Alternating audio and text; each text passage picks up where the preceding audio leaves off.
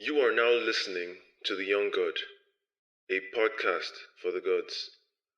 You don't think of Genevieve and think of any of her characters. Tell me of one of Genevieve's characters that you know. None.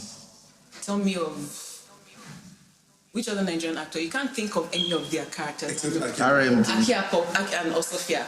Oh yeah. Do you get? Yeah. But every other character is lost. But when you think of Will Smith, there are some people. Okay, That something must what's come his to your head name? immediately. Age of Ultron. Yeah.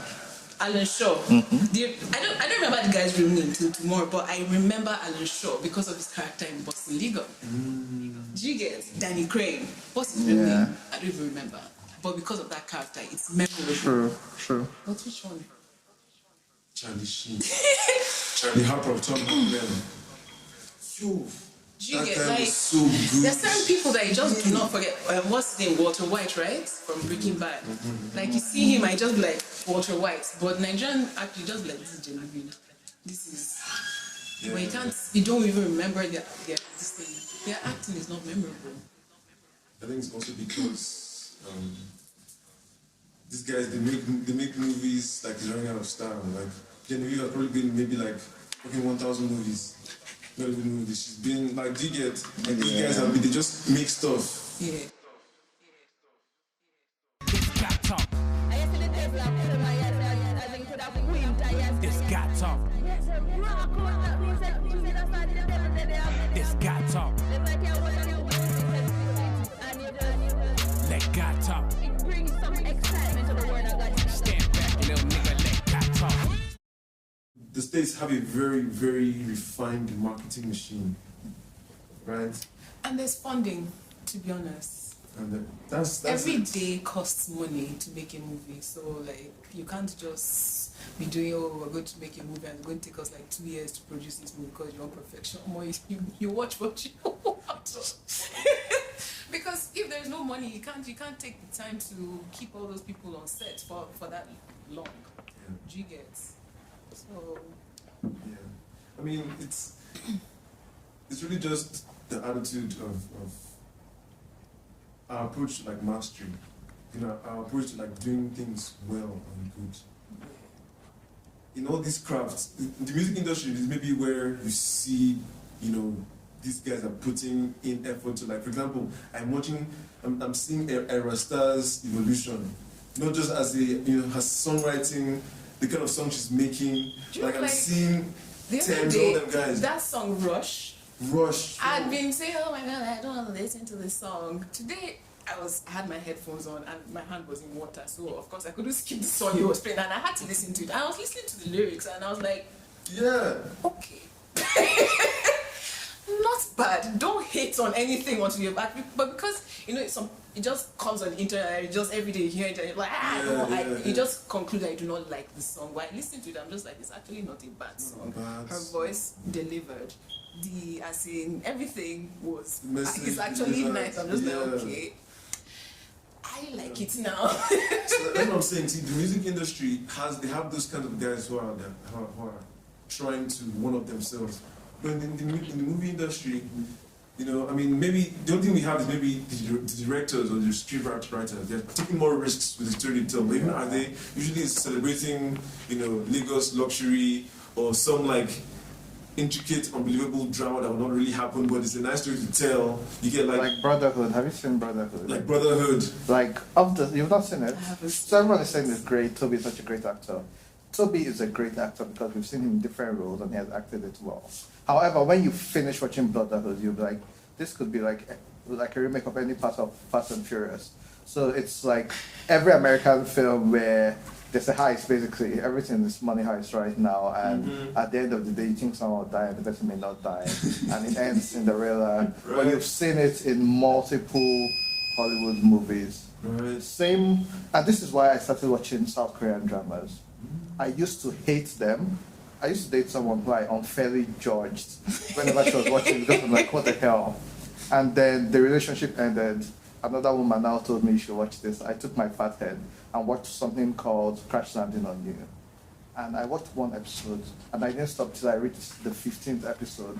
Now, the reason why I liked it was that in Crash Landing on You, they're talking about South Korea and North Korea, how as much as they are next door to each other, if you cross from maybe Utako to Wuye, you have the risk of being shot. You find out that if we all get into this room and they introduce us, this is Rodney, this is Aisha, this is Andy, I need to ask you first, Rodney, can we speak casually if I call you your name? Otherwise, yeah, sir, throughout the conversation, and she's ma. And so before you even break it down, there's this element of respect. They also don't marry before 30 in most cases because they have to serve in the military for like 3 years. And so those people, when you're getting married above 30, you're more mentally developed. And so you'll find out marriages last longer there. Those are stuff I would have never known if I didn't start watching South Korean drama. Then seeing their style, like see how we do kimonos, they can wear it in a way that you wear this on the proper shirt and trousers and it looks corporate. They're also very stylish. And so I'm now learning about food, I'm now learning about fashion, I'm learning about conflict between their countries, which American movies have picked. There's no story they want to tell you now. Yeah. Even Black Adam, there's no story inside, but we'll watch it. Yeah. Even Wakanda Forever. But when you now go to other regions like South Korea, there's things you don't know about, you never knew about their dynasties, their culture. And it's for Nigeria, we're still waiting for the next industry to copy from Andom. And so we're trying to make a Nigerian type of American movie, as opposed to a dope-ass Nigerian movie. Yes. So that's where the evolution of Nigerian movie making cinema has to go. Like directors that have that like vision of finesse to like tell those stories in a way that is like we've crossed that barrier. Yeah. Because for now we're trying to find ourselves. I think that's the process also. We're trying to find ourselves. That's why these actors, we know them for their public imagery and not for their talent as actors. Like there's nothing that we think. I don't even think we're trying to find ourselves yet. I think we're now very blinded by awards, and that's the best way to rate yourself. And so people are now making movies so that the Oscars will accept them. And so you're making a Nigerian movie, and you know that there should be at least 25 or 85% indigenous language. And so you're watching something like this one that just came out. No, this Nigerian one with Kunle Remi and Nicolako. Yeah. If you're watching it and you're listening to the translation, because I think they recorded it in Yoruba, then did voiceover of English. Yeah. It sounded like 1980s Nigerian TV shows where they are counting and reading their words, because they were trying to do it in a way that whoever is reviewing it at the Oscars is hearing word for word, is hearing the proverb. And so you're looking at this woman who did King of Boys, so you know her energy is like this, and she's now sounding, how are you? Are you sure? So they are not even finding themselves for Nigerians to love what they are doing. It's now like Afrobeats to the world. They're thinking Nollywood to the world. So it's like, let's dumb shit down so that these white people will understand. As opposed to saying, let these people see us for who we are and love it. You know what else that is? That is so spot on. I think also there's a lack of respect for the audience. Yes. In Nigeria in general, because yes, think of it like this: if you're doing something, someone will say to you, for example, this podcast I do, right? Someone will say to you, "Rodney, Nigerians will not appreciate this. Nigerians will not." I'm like, you've not even tried. You know what you're saying? Let me give you a typical example. So Thames, this is a story I'm proud of myself for. Festival of Lights, which iBlend does. The first year they brought Burna Boy. Oh yeah. No, but the first year they brought Burna Boy, and Burna Boy, that was when he was coming back with the Outsiders album. And then the next year they wanted to bring Mayokun. And so I told Eddie that bring Thames. And they were like, Nigerians don't like that type of music. They don't get it. And I was like, I'm a Thames fan. And this was when she was still doing Try Me and Mr. Rebel. And I was like, I love it. And she has a lot of people who will come for it. And so I think Mayokun was meant to be the headliner, and Thames was like one of the openers for the big act. More people ended up coming for Thames. And so even in entertainment, in business, you just assume Nigerians will not like it, and so you just wouldn't do it. And so the person who was the support system now ended up being the highlight of it. That when Mayokun was performing, some people were already ready to bounce because they like this. And so yeah, right, we just assume for the Nigerians will not like this. Even music, Nigerians will not like this type of music, and so you need to give Jinjing back. Yeah. But no, I think so. I think it's on the artists like you,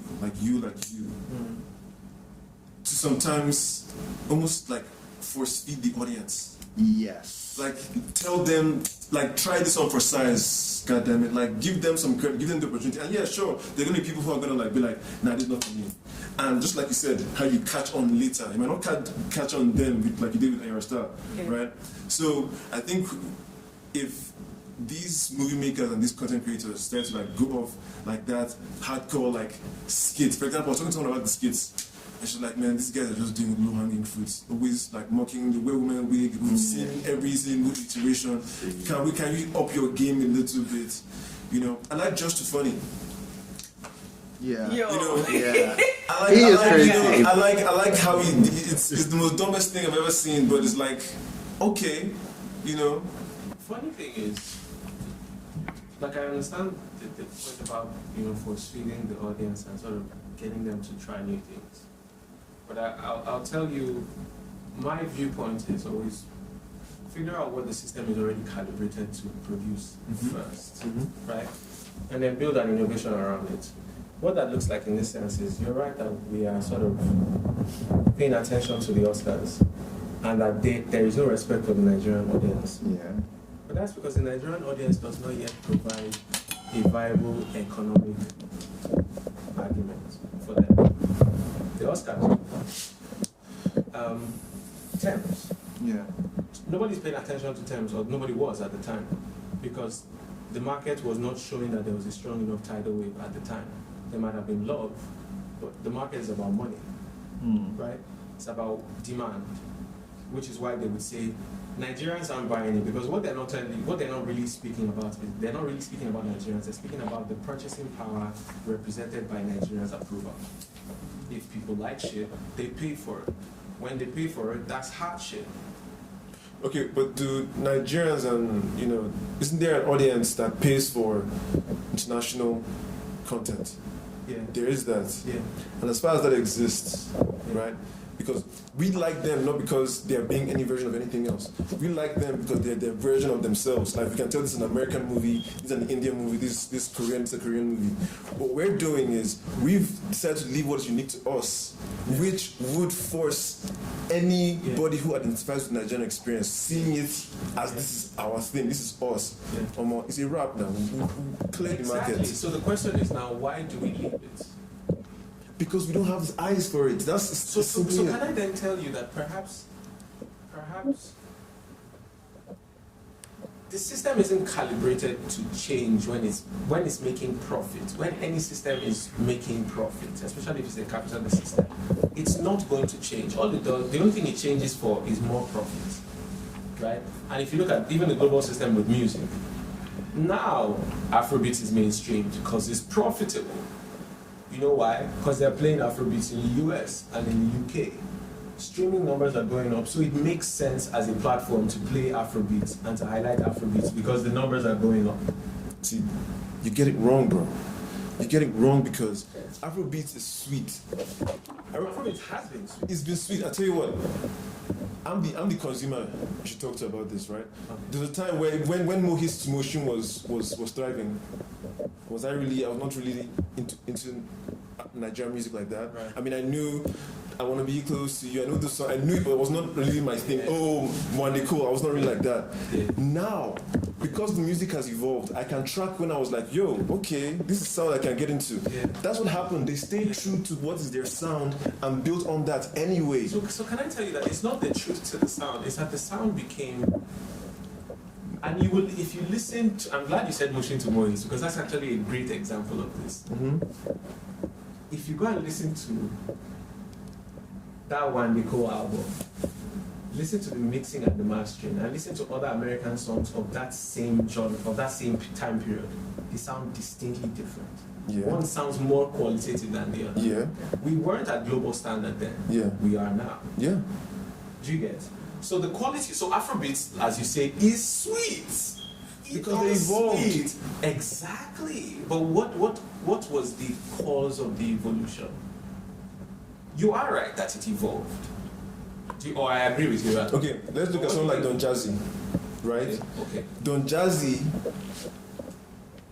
has always, from day one, been someone who likes to innovate. Yes. He did not need to innovate for anybody but the need to innovate. Yes. So his music got better over time. Yeah. And I like to think that because of his influence at the time and that example he set, other producers followed suit. Yeah. The people that came under him, the kind of people that came around and did the thing. Right. So in the movie industry, they don't have that same kind of finesse in terms of somebody who is on that. You see that ecosystem that you're describing for Yeah. Do you know who was leading that ecosystem? Who? Funke Akindele's ex-husband. What's his name? JJC's skills. JJC was the guy. JJC was the innovator that innovated for innovating's sake. He was the one that did, what was that? It was in the documentary show, Afro, Was that doing anything? Euro. No, what I'm saying is, in that same ecosystem, we can highlight Don Jazzy, who came up under JJC. Right? Yeah. What did Don Jazzy do that JJC didn't?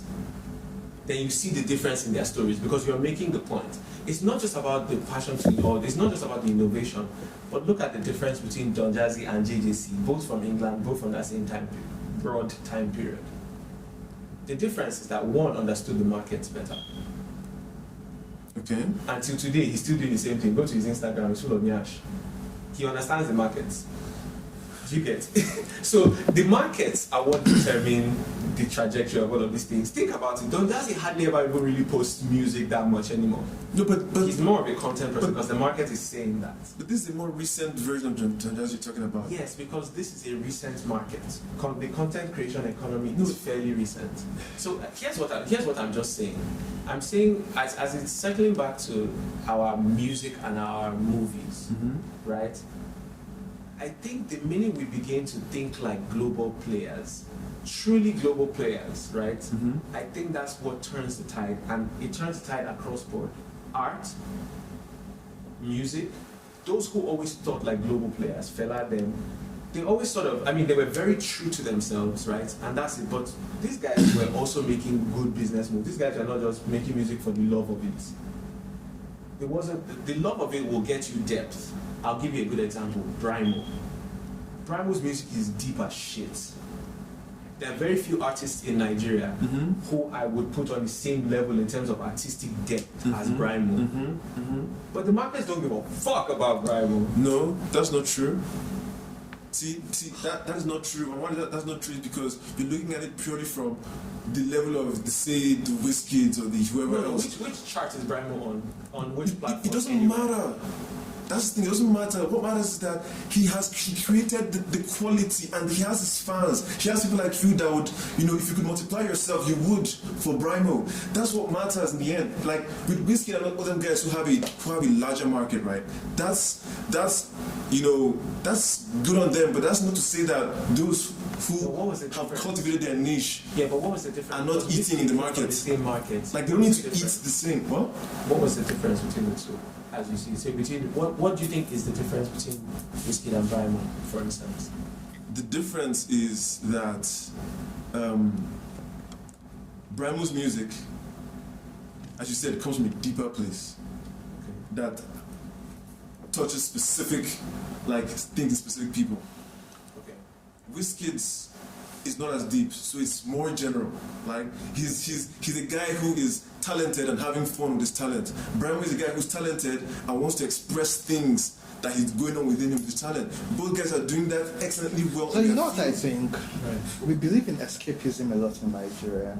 When something is going on with you, you're finding out to make it a joke. There's false cast. If you go on Twitter now, there's one meme or one joke about it. So when we talk about poverty using memes, and so our reaction to stuff is laughing at ourselves and making jokes out of it. And there's a point to where I'm coming to. So that's how we deal with stuff. We escape from everything. Music also is a great escape. So there are the likes of Show Them Camp, Brymo, earlier Chike, a couple of those people in one box. They do conscious music, they do great music where content matters. But the average Nigerian is thinking about, this is my pain, and so I'm not alone suffering this. So wahala no day. Then you now exactly. Yes. Then you now come to Wizkid and he's singing Ojo Elegba, where people know how they've come from Ojo Elegba, and now Wizkid is a success story of sorts, and people feel that there's that grass to grace story. So escapism also comes with this general music where people just want to vibe and have fun. And then people who are a bit privileged, like my next problem is a flight ticket to Portugal in like 2 months. I don't mind. I have the time to listen to content. I have the time to listen to conscious music, to Ibrahimo, to Eterns, and so maybe it's our reality, so that escapism, that also determines the different trends and forces. So that's why A Portable was a hit at this point. At some point, because it was like a nobody who rose to something, and Olamide picked him up, and Ashake is a different conversation on his own. Because, anyways, but the point is that maybe it's not even the markets that determine anything. It's the two levels of humans that we are in Nigeria, which is the person who is suffering and has accepted his suffering, and the person who is trying and still has hope. Do you understand? And that determines the things you like also at the end of the day. So Think about it. How do you then explain, yes, so how then do you explain Black Panther and its success in Nigeria? In Nigeria? Yes. Not the black community? No, because black community, I see that. Because you localize this to like the Nigerian experience. So okay. So in Nigeria, you know what I think? We like to know that we are the top of anything as Nigerians. In Africa, we want to be the giants of Africa. Do you understand? So after being a Nigerian in Africa, you're a black man in a world of white people. And so seeing black people doing so well and pushing a good narrative that makes black people do so well means we get a lot more acceptance from these white people, because it's not just us wanting to say we are now at the top of our game again. Most of the top of our game we want is to get that acceptance. Right. Do you understand? And so for us is this, we are together in, at least we are topping up something. So Nigerians, we are topping Africa. When it comes past Africa, we want it to be black people at the top. Black people. And we like a success story. So that's just what. Okay. Look, if you're the baby, you have your markets. You and your team are sitting down and you're saying, we're popping in Atlanta, we're trying to get into New York. How do you get your numbers up? Look for the biggest popping market right now. It's the Afrobeat market. If the baby features Davido, he is sure, fucking sure, to have a steady rise in streams from Africa.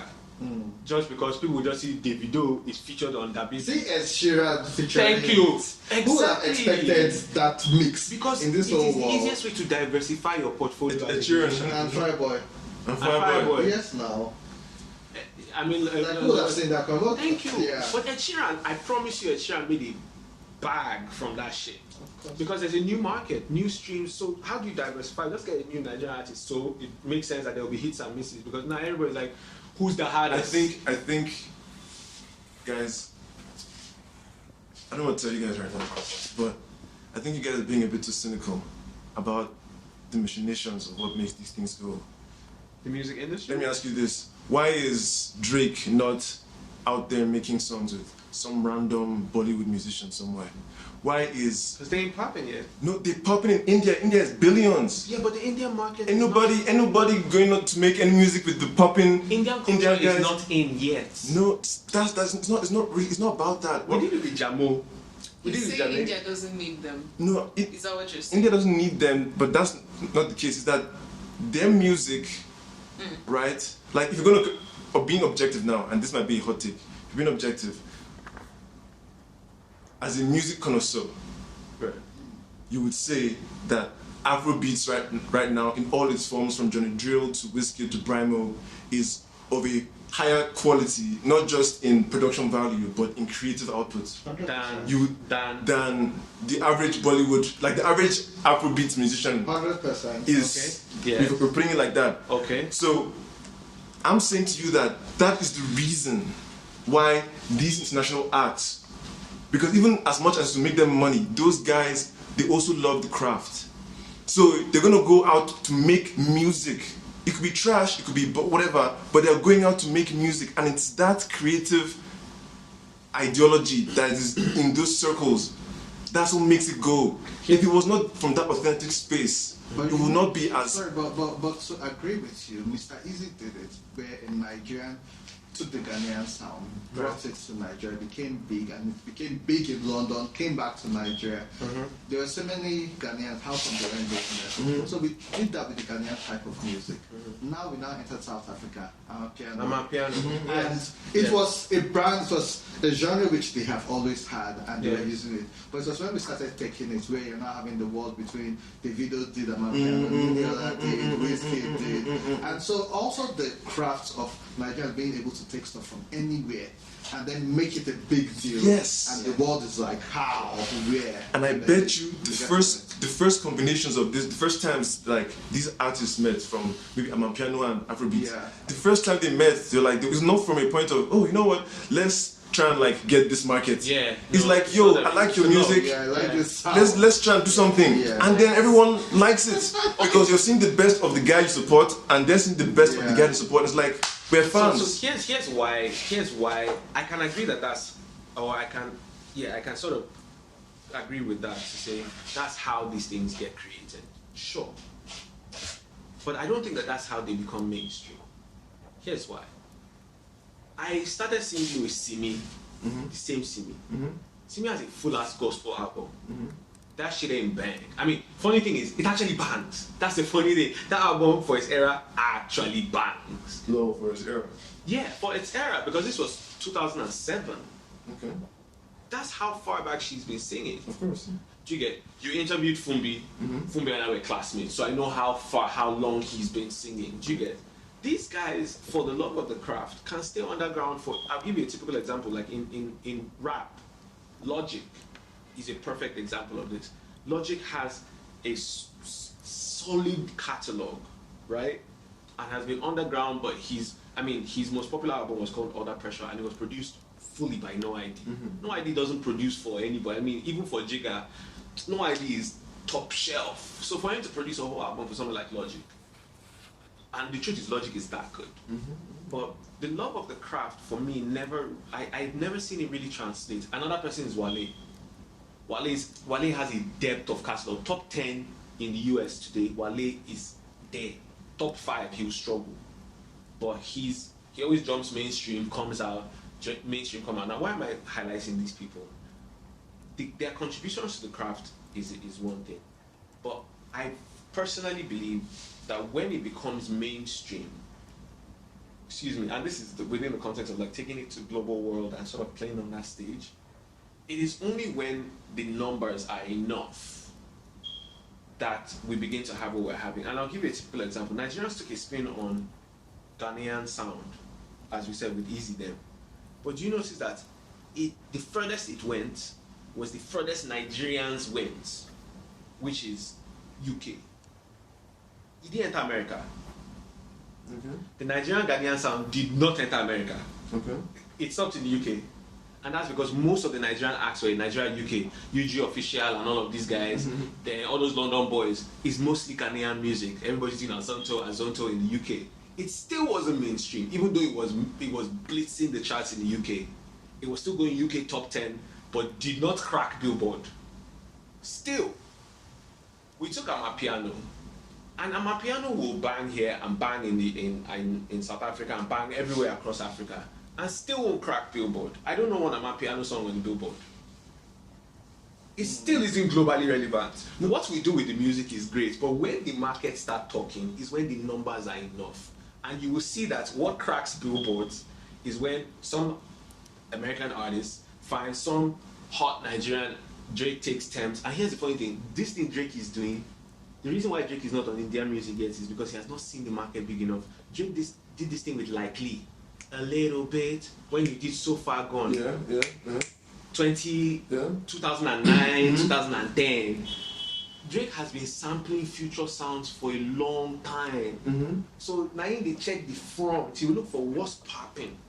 The minute it's popping, he did it with southern artists, all this Lil Durk them.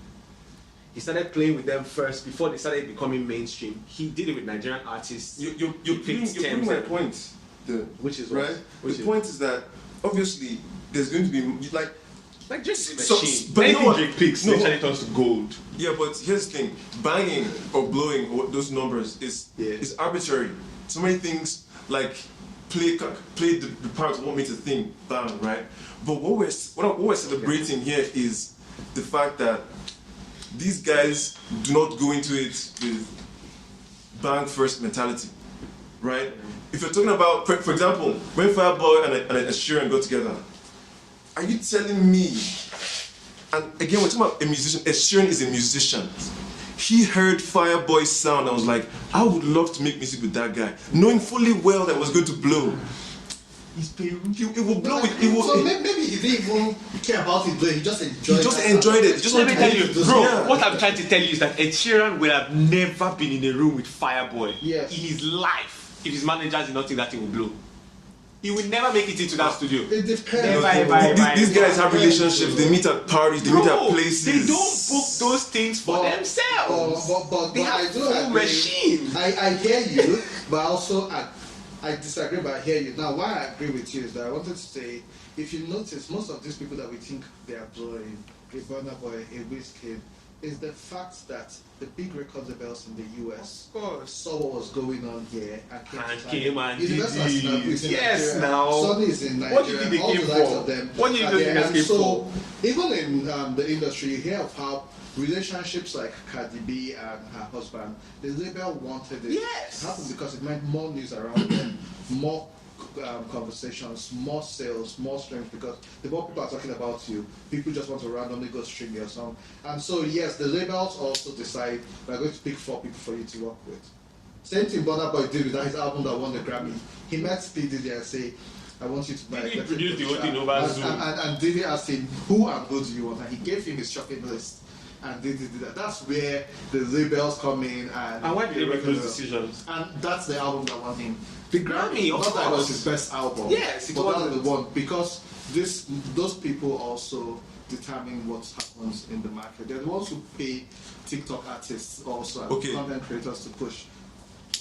So then, what makes a label decide to go at Your an craft artist? first. No. Your craft first, and your track record. That's you showing up, putting out all your body of work.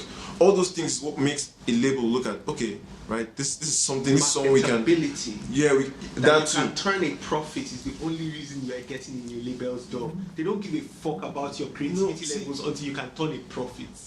Tony, you know, Because they're committing money to you, studio time. If you can't turn a profit, Andy. they hang you. fucking Kabilame is the most popular world. TikToker in the world for doing nothing but nothing expressions, which is to say that anything is marketable. You can make a fucking pile of poo marketable if you put the right spin on it. Yes. Right? Yeah. My thing is that we have people who are saying to themselves, we love this thing not Yes. because they told us it's nice. Yes, We yes. love it because it's nice. Dude, that's the point I want to make. And I believe and this is what we said about like trusting the audience. Because we're just saying now is that the audience is just so oblivious to the talent and the creativity, and what we're hearing is just, oh, these guys have decided that these are the popular guys, we're going to make them bang, and you guys are going to take it. We are the ones, we're the tastemakers. If the thing isn't nice, we're not going to we're not going to go anywhere. So, but let me tell you what my point is. We don't have enough people thinking the way I am, because that is what transitions of the few who do are actually then beginning to sort of tip towards global relevance. The problem is that Nigerians were copycatters. So of course, one will actually bang, and then 8 will do this shit where they think they can bang as well, and they start counting their words for the Oscars. Really, because it's so unintelligent. Do you get? But people actually sat down and produced that thing, and they all agreed that this was okay. Do you get? They're trying to get at something, and I think that as Nigerian and African artists, whether it's through podcasting or it's through video or it's through audio or music, those who transcend are those who realize that the pureness of the music and the craft, while beautiful, must be married with strategic business thinking. And in that sense, it will be to say, what brings Universal to the table? Your catalog can be heavy. If there are not enough people watching your shit, they tell you to go and get more people. Don Jazzy said the same thing. Keep putting out numbers, like keep putting shit out, because the more you put it out, the more, like you said, the guy, the Kabilame, whatever his name is, Kabilame, what he did is great, but that's not what made him money. What made him money was that he had a bunch of people watching it. It is the bunch of people watching your shit that is the value to any business. And I'm saying, what makes people people watch your shit? One is the depth in talent, which is what you're saying, like just that creativity, like that thing. I'm pushing it, but pushing it has to be strategic. This started with Nollywood. Nollywood is as strategic in terms of like they have like Nollywood has let's put it like this, right? If Nollywood want to be great, they could be. You know why they're not great? Right. It's because you and I can count the number of Nollywood movies we go and watch. Why? Because we have a certain standard that we expect from the content we want to watch, especially what has been set. Yes. So no matter what the marketing machine says about strategic or whatever, the quality of their work is just not it yet. And that means, So that means the machine is not talking yet. No, that's what I'm saying now. Like, if you think about it, Genevieve and Co. Yeah. have become household names, yeah, not of their talent per se, but of their being in our faces so many times. That's the fact of it. Okay. That's all it is. Yeah. If you remove that, it's not something to like think 100 years from now, oh my God, that thing that they did. But we know what the Michael Jacksons have done. yeah. It will live forever in our minds. We know there's levels, bro. Do you not and that's realize- what separates. And I agree with you. I'm saying you're speaking yes, about. so Well, you're speaking about two markets. You're speaking about two markets. Let me ask you a question. You're speaking about two markets, and I'm just trying to highlight that for you. Michael Jackson is not a regional phenomenon. Genevieve is. Genevieve is. I'm pretty why sure. isn't she? Why Hold on. isn't she? Yes. Now, and this is where I'm saying, because you've addressed it. We haven't yet gotten to the level or the standard, like across board. There are one or two who are spiking up and doing great, but across board, or at least in her era, they were not at the level of the other movies, say from the US, from her era. Shit, No, maybe so they were good. No, but maybe hear it me was out. the producers who were trash. Exact, and you see, Do you who get- do you think makes the decisions as to the producers? These things don't happen by chance. People sit down and say, these producers, or for instance, there's a reason why you know that if it's a Marvel movie and it's going to be fun, it's likely going to be directed by Kevin Feige. These are actual decisions. They don't just happen. Because they're good at what they do. No, yes, but you see, there are decisions that ensure that that goodness can be replicated. Those things don't happen by chance. It is people who sit down and say, you know what, Feige did very well in this movie. Let's try him again with the second one. But instead, let's not get Robert Downey Jr. because that didn't work well. Instead, let's recast or whatever. Those are decisions that are made, and that's the kind of thinking that I think African content needs to get to, because that's where, for instance, the kinds of equipment or the amount of time it takes to build to put together a piece of work, that's where those decisions are made. So if you look at the average movie that really does well in the US or whatever, they take months, years, a year and a half to shoot over several locations. That's intense logistical planning. Bro, you understand what I'm doing? Can you imagine media infrastructure, like production equipment moving across locations with those? Can you imagine what the HR is like? Just No, back I mean, in. we see the credits list. Thank you. We know Thank what it takes you. And that's the decision-making mechanism. Now, I'm tying this because we're talking about our art on a global stage. If you want to play on a global stage, there are rules to that stage. That stage is not about your craft. That stage is about understanding how your craft can be marketable to a point where businesses turn and look at it, because that's what matters. So for African art, in whatever form, the depth of creativity, I believe, is really great. But it's also about a sort of more business-like approach. And those who do, whatever their own business model is, they crack it. Going back to what you said, we can now clearly see that Mr. Easy has a slightly different business model when it comes to music. He still has his depth of creativity, but we now understand that music is not front burner for him. Music is probably something he uses to lob his other things. When he wants to do something, he uses music and just throw it up and continue. And that's his own business approach to music. Those are the guys that get global. See, I feel like there's something about how you're saying this and what you're saying that isn't romantic. No, not romantic, but it's taking away from something. You keep putting the balance on the marketing machine. But let me put it like this: Asake. Is it Ashake? Is it Ashake? Is that how you say? Okay, yes. Ashake. Let's talk about that. Let's talk about him. Black and yeah, been to black and white. I know. Conversation. I know that. Let's go Ashake. I knew you're trying to exist in the grey. This guy, this black, white, grey. Ha! There we go. Right. There we go. And I'm really well black anyway. So we could, yeah. So my thing is Ashake, right? Yes. Right. This guy blew yesterday. Yeah, like wasn't it like Yes, yeah. fucking 2 months ago. We didn't know who this guy was until 2 months ago. There is no marketing machine. There is no marketing machine except that what this guy made music that we heard. And when I heard it, I don't play my music. I heard Ashake and it was good. So you know what? These guys are trying. Eddie, I would love to. So when you market that, you will get results. So then the reason why Ashake stands out for me, in some parts of my head and in my life, I believe I'm a great A&R. I can listen to a song, person and tell you this person would hit. Yeah. I felt that about Tem, I felt that about Arasta. Yeah. I felt that about Ashake. When he did that, his Omeokachie song with Olamide.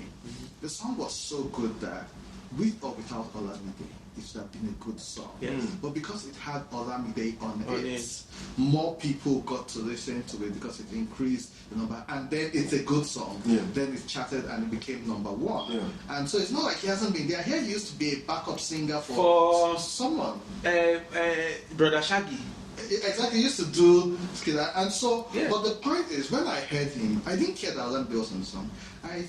So I like stage plays, I like theatre, I like orchestra. The You grandiose, yeah, that's Ashake more. sing, and you can hear it's like someone who has been in a church, in a band. The same John Legend, you know those church people sound.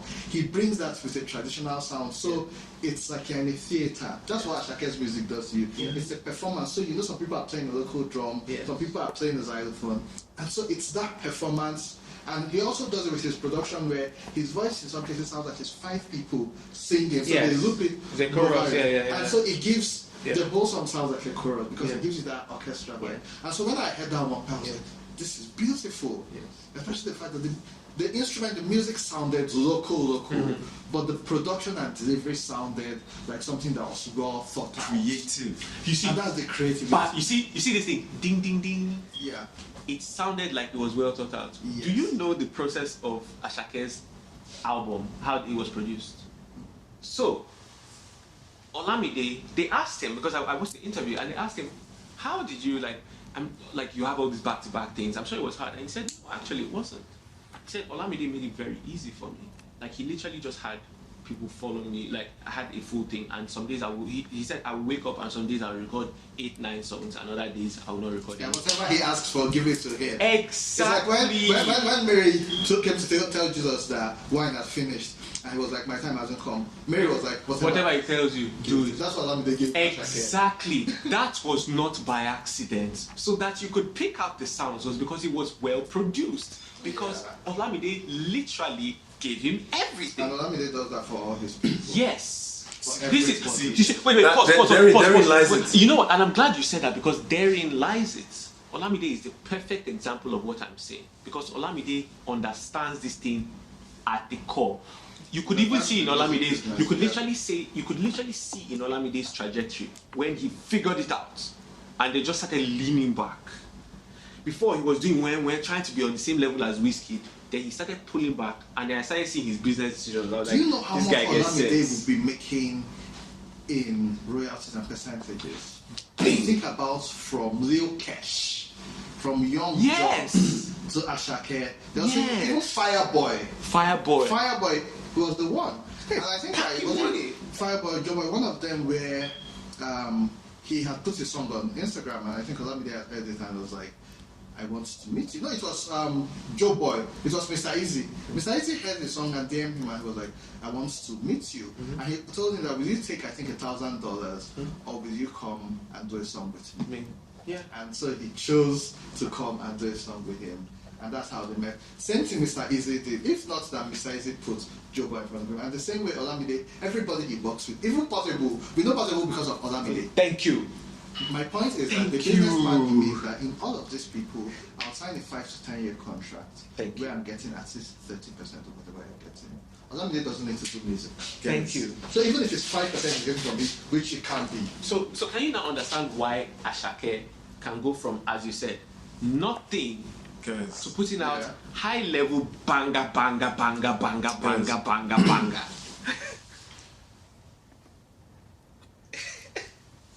the business of music, but no one is questioning that. Anybody who saw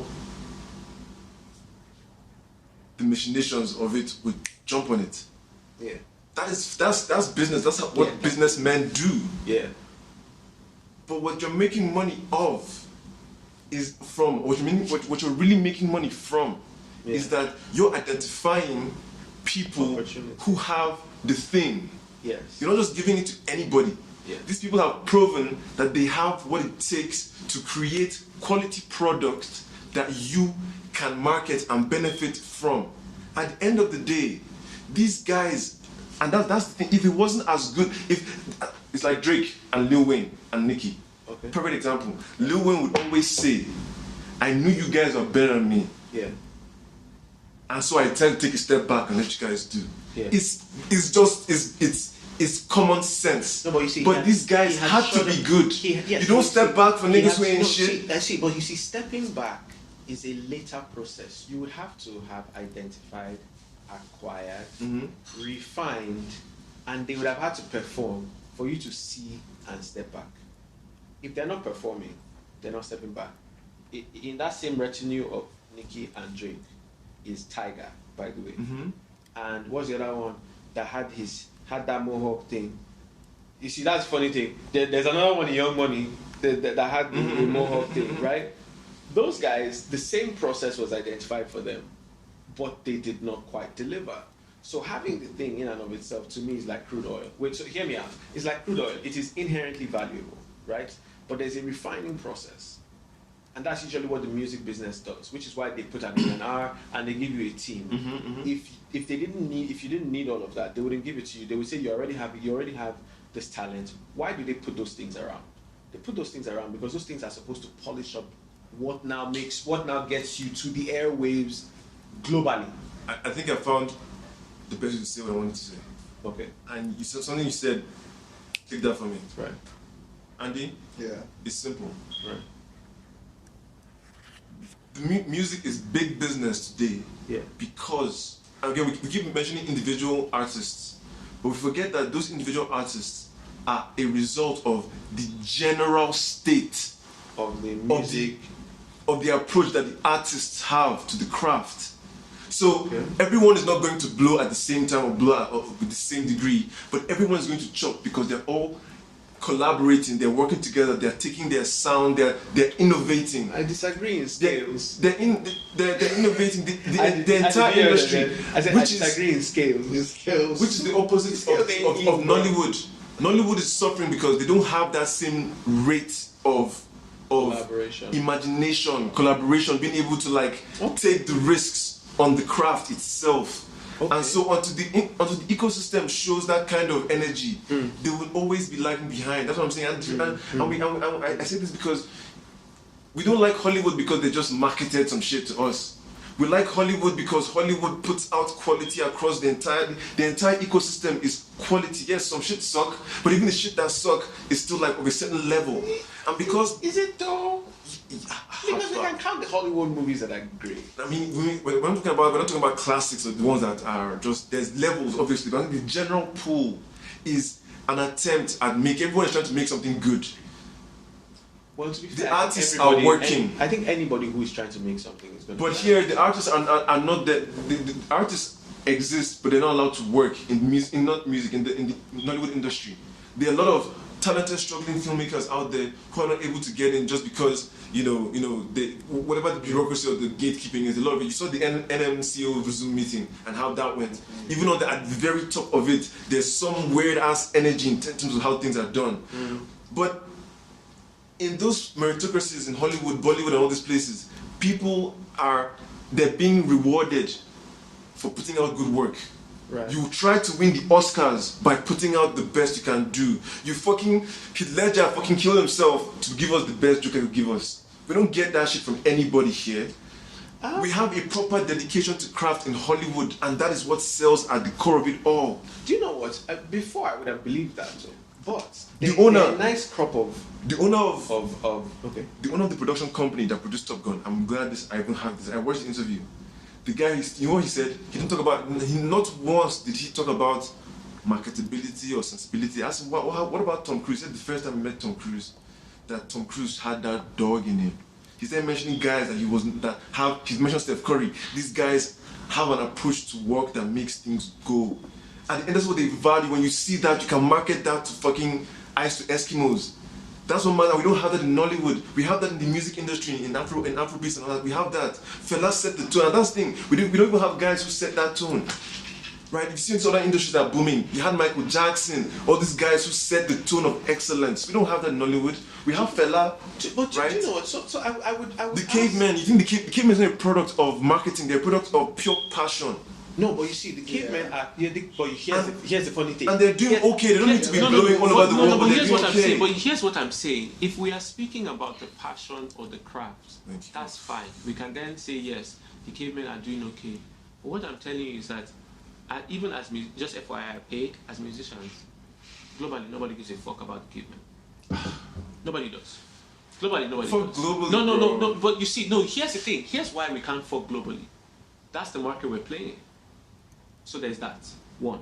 Here's the other thing I wanted to say to you. I didn't even beyond Nigeria though. They are. Who? Cavemen. The cavemen. See, They have audiences in and Europe. Exactly. And there are people from And Denmark. it takes time. No, there are You people from expect Denmark this that to I happen. listen to Things take time as well. Here's what I'm saying to you. They had their first Abuja show last year, Wait, bro. Hear me out. What I am saying to you is, when we're discussing global appeal and our ability to sort of put that work out, there are a few things you said. In Nollywood, for instance, I think you should actually do or consider sort of looking at Nollywood, because people like Tope Olowoni started really opening my eyes to the craftsmanship that a few Nollywood actors are trying to develop. Now, correct me if I'm wrong, but I was actually quite surprised by it, because I didn't think it existed. I had the same viewpoint you did. Then I started seeing that there were a crop of them who were actually trying to take this shit seriously, like as a craft. And I'm just like, well, damn! Like, you niggas want to. You know your problem, both of you. What? Sometimes you forget our privilege. I have another angle. Please. Okay. How much money do you need right now to be happy, Rodney, for the next 1 year? Oh my goodness. Just name a number. Okay, I would say to be happy. Yeah. I'm the wrong guy to ask that question. Just probably. I'm the wrong guy to ask Just that pick question. any number. Okay, let's say to You'll be be thinking of your own too. to be comfortable. Okay, let's say I need. Oh, say it in. Okay. I'm thinking you said naira or dollars. Let's say Anyone that 50K a year. $50,000. A year, you can. Okay. 100%. What about you? How much money will you get now that you'll be okay a year? A year. Yes. Oh god. This is good. It's hot. You people don't like money. Man, I can tell you. I honestly, $6 million. $6 million. A year would be fine. For me, a year, $200,000 at this point, because I'm not greedy. Okay. Yeah, maybe. That said, yeah, you see how the three of us, we have different things that will make us all right. Sometimes we create a peak for people that they never dream of. Yes. Cavemen can be okay doing their music and paying their rent, paying their bills without having a 9 to 5, doing music they love, and if everybody is making 20 million a year, they are fine. Yeah. Contentment. They are very okay. Yeah. If you invite them to Germany, they'll come and perform. They're okay Well, with they are that small, crowd. but yeah.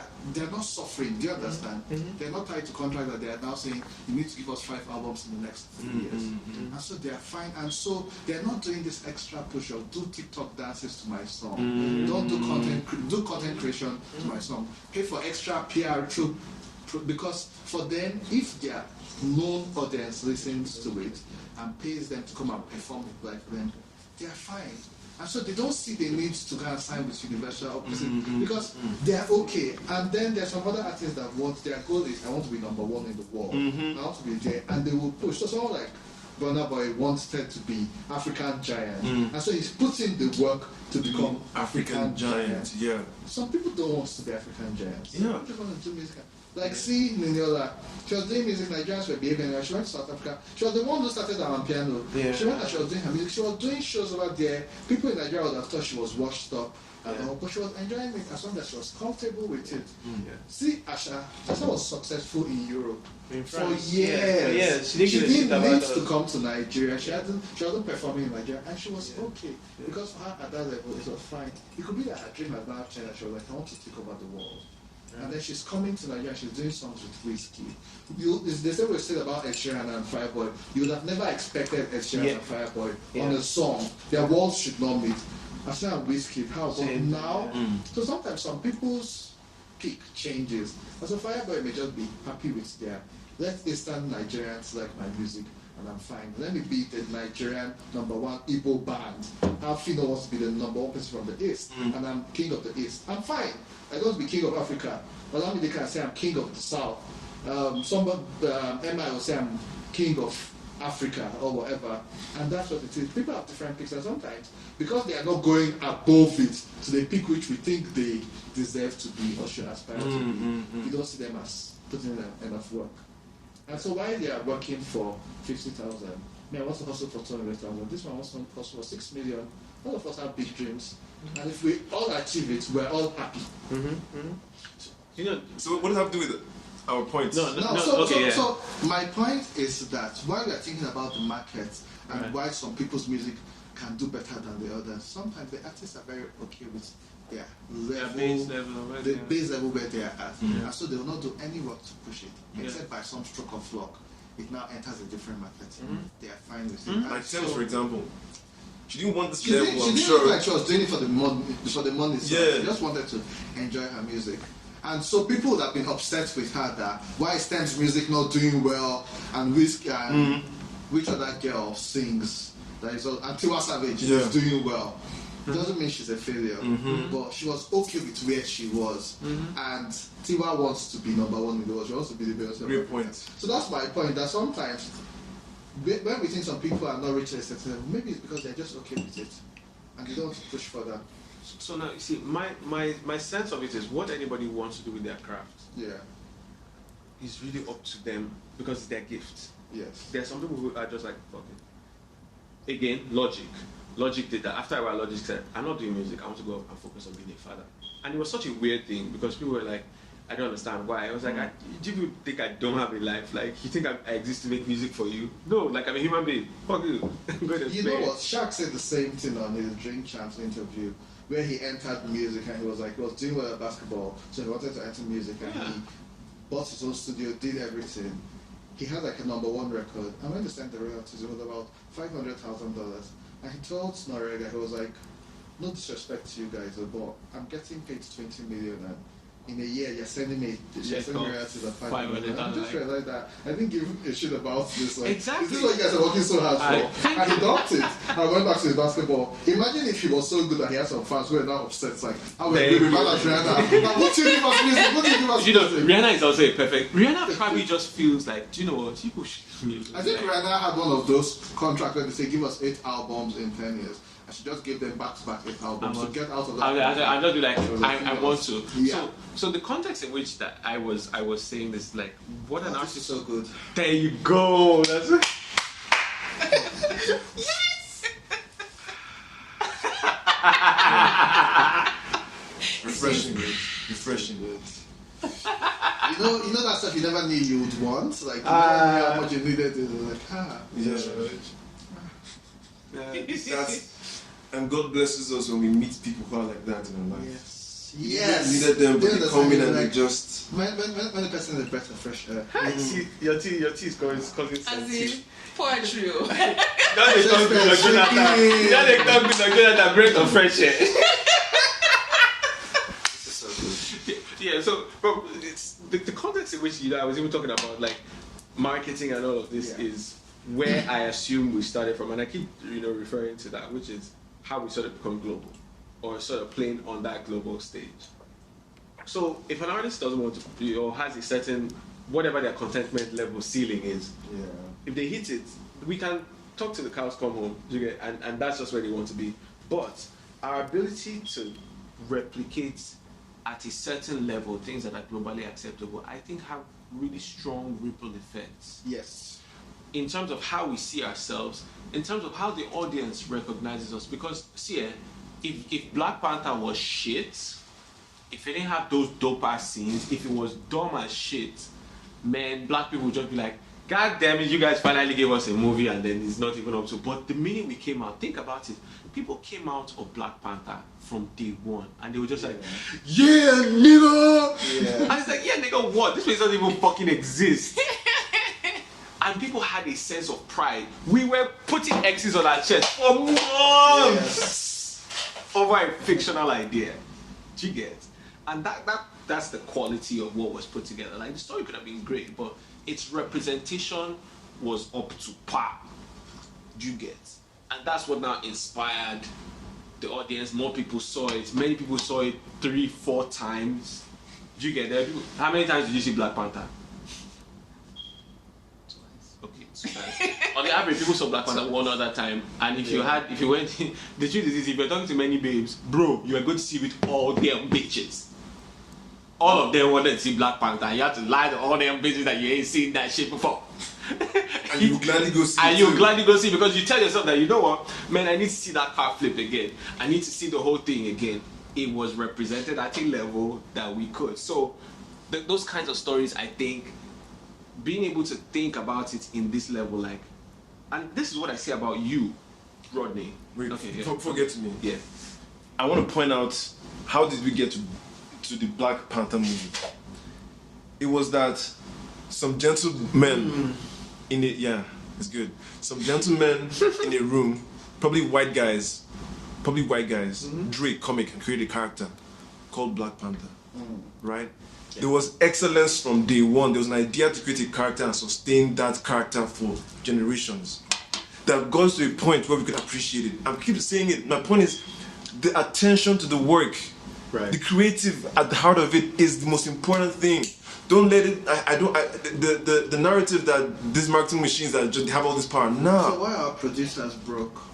Producers, it's not about the brokenness. Forget being broke. I'm saying there's an ecosystem, a community of competition. But we're also talking about talent being rewarded, and so this reward is now skewed because the real talent, like, why would give Black Panther credit, Wakanda Forever credit, because you see some brilliant people sat down and wrote something, and the brilliance of it became what it was. The same thing with music production.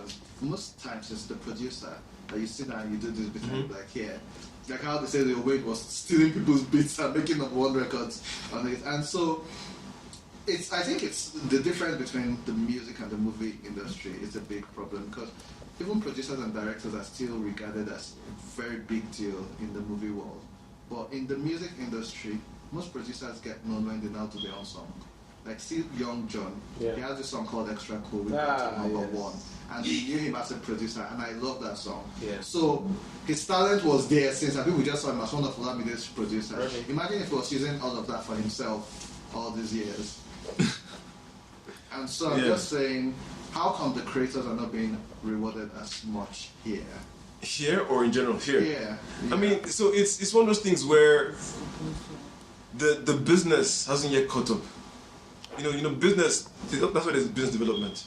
People are still there. There's just so much influx of talent. Yeah. In a highly densely populated country, right? There's so little for so many. Like in Lagos, there's producers full ground, right? So it's a different ballgame on, like, maybe the States, where these places that they have, it's a bigger expanse of land, you know. So the talent is spread far and wide. So everyone has a fairer shot. You know, you can see there's some guys who were mediocre in the beginning, just that because the competition was little, right? They were able to, like, they had the good grace to be able to develop and become good in front of our eyes. Look at someone like, you mentioned Lil Wayne, for example. I'm glad you mentioned him. Do you know why he was jumping all those beats? It was because deep down in New Orleans, the people who are creating nice beats were few and far between. So the only way to get access to the great beats is to borrow from those guys and make a song and blow from it. Because these guys here are creating subpar beats. But you know that's quite interesting because remember music in the US before you could be hot in the South.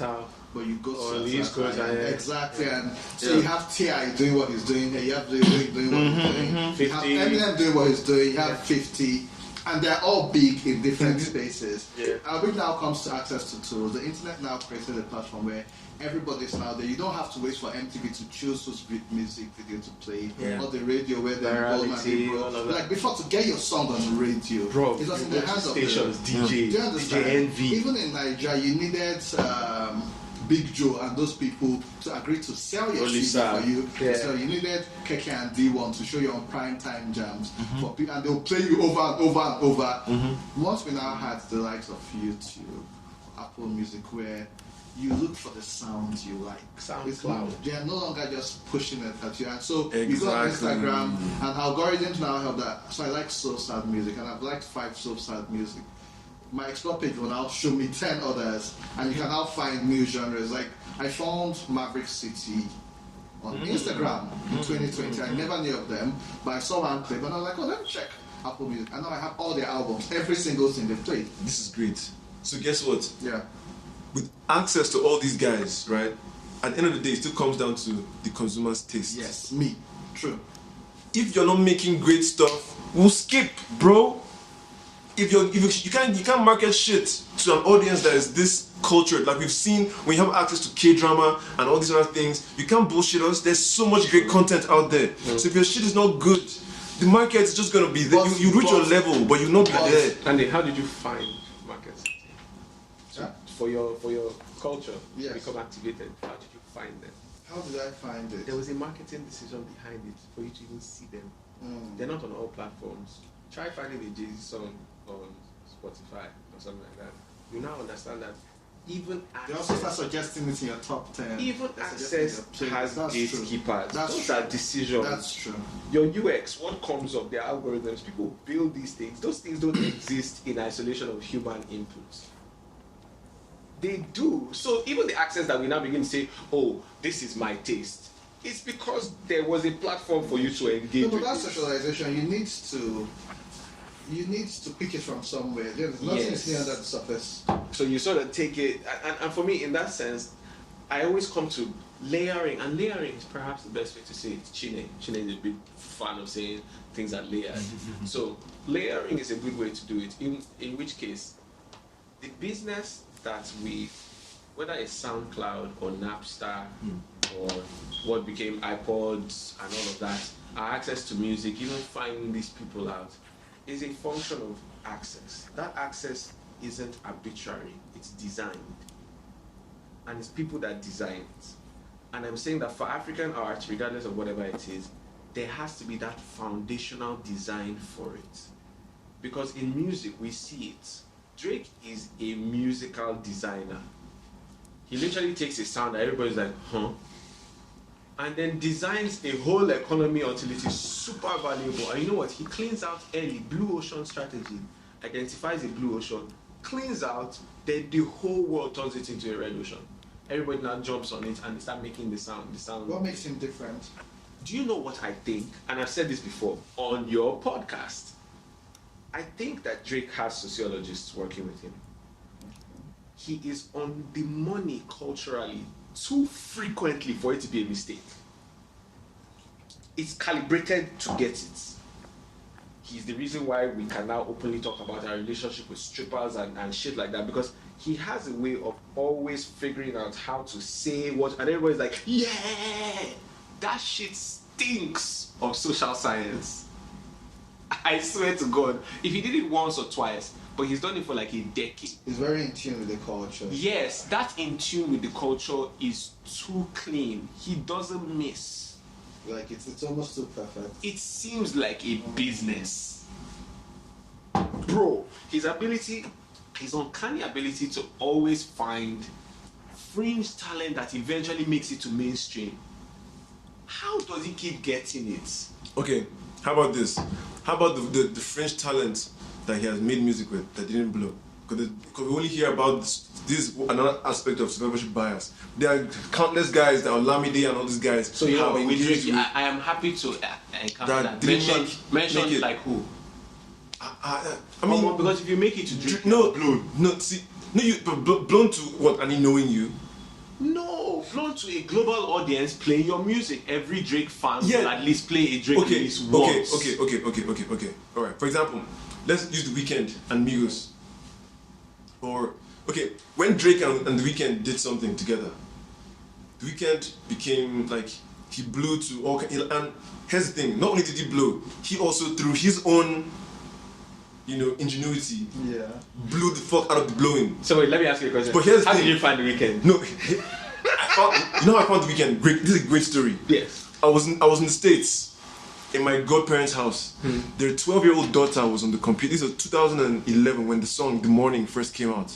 She was on YouTube and she played. This 12-year-old girl was listening to.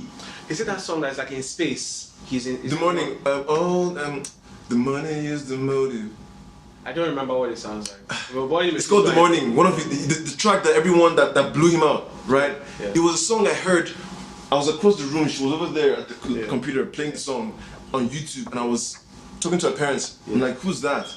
That's how I heard it. How did you know about The Weeknd, bro? But that's before Drake, though. Wait, first of all, you're in the States. Yeah. First of all, you're in the States. So already the States is what determines music globally. So that you are literally in the middle of the zeitgeist. That's one. Number two is, Weeknd is Canada. Why did we start listening to Canadian music? Justin Bieber. I agree. I agree. Why did we start listening to Canadian urban music? Because Justin Bieber was not urban music. He was pop. Why? Canadian urban music. Why? Drake. No, of course not. Drake opened the door till today. If you think of Canada and music, you still think of Drake. That nigga literally stops other American artists from entering Canada. This argument is disingenuous now. No. Because Here's the point I'm making. Here's the point I'm making on we Drake. didn't follow these artists because they're Canadian and Drake is Canadian. Yeah. We followed them because they were good. We followed them because they were globally relevant. How does that happen?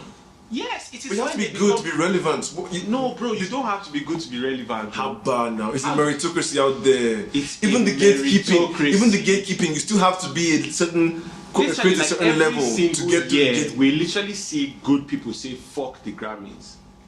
Every single year. I talk But it's not about the Grammys, and though. No, wait. I'm using that to explain that when you say meritocracy, bro, there is no meritocracy in this game. There are people who make these decisions. We literally see the stars, the big guys, they start boycotting the awards. They start telling you about the selection process because there are people who select. But it's not the awards that make these guys relevant. Those awards are what make things popular. That's why we all go for it. It's the exact reason Nigerians are counting their languages to be able to sound. They are appealing to something. That's what makes them global. This is what all the charts are about. Who's getting the ratings? Who's popular? Like, bro. So what, the only reason I keep saying this, is one leads to the other. That we find them is a secondary. What I'm trying to tell you is that that's not the beginning. I guess, okay, so I'm not disagreeing with you. And that's why I said layers. I'm not disagreeing with you at all. What I'm saying is that that is a byproduct of, Jackson 5, New Edition. They were identical boy bands. They both had, and I'm very sure at that time, they had access to the same opportunities, the same audiences, the same kini. What separated them? Michael fucking Jackson. Wait. Talent destroys all. Wait, and the excuse talent. me. The Jackson talent. 5 only. Wait, what was? Bruh. I'm just curious. What was Quincy Jones? There was Prince and there was Michael Jackson. Wait, no, hold on. Why is Michael Jackson the what was one? Quincy's role in Oh the my Jackson God. 5? I'm just curious. In Jackson 5, I think, did he produce some... He produced Michael Jackson's album. Not I Jackson do 5. not know about Jackson 5. No, that's why I'm just asking. So I don't know. who found the I'm not Jackson sure. 5? What do you mean found them? Who, like, I mean, it was their parents. It was Papa Joe and his family that founded them. But like, who brought them? Who gave them the first contract? I'm curious. You're forgetting, not the first contract though. How did they even get to the contract? It was what? They were Talent. performing their talent. They were going to shows and doing the damn thing, and then someone will come to you and give you the contract. Same with New Edition. They were performing, then they got the contract. They now appeared in front of the same audiences with the equal backing. Okay, so can I ask this? Maybe I should ask this too. I would like to get your sense of it. Are you saying, you know, and this is so that I clarify, because this is what I'm sensing. Are you saying then that the talent and that consistency translates to global success? Because that's what I'm hearing. What I'm saying is, if you put someone who's good at their craft and put someone that's trash at their craft and give them both the same amount, the same equal attention in backing, you give them the same finances, you give them the same opportunities, and tell them go. I disagree with you in Portable. Portable, what the fuck is Portable? Exactly. No.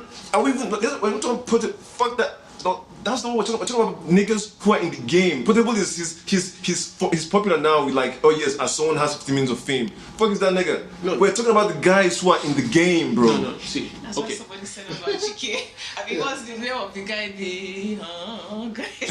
No, and you see, it's you know what? Fuck is Chike? Exactly. Now you know the funny thing. Exactly my point. Exactly my point. Wait, and pause.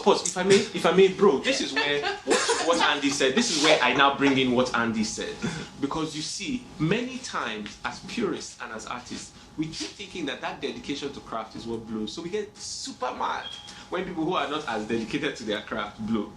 And hold on, if I may, because usually what makes people blow is not dedication to craft. What makes people blow is the audience's or the market's response to what you put out. Let me give you a typical example. Have you noticed that it's becoming more popular for men to put out music where they say how they feel about how a lady treated them?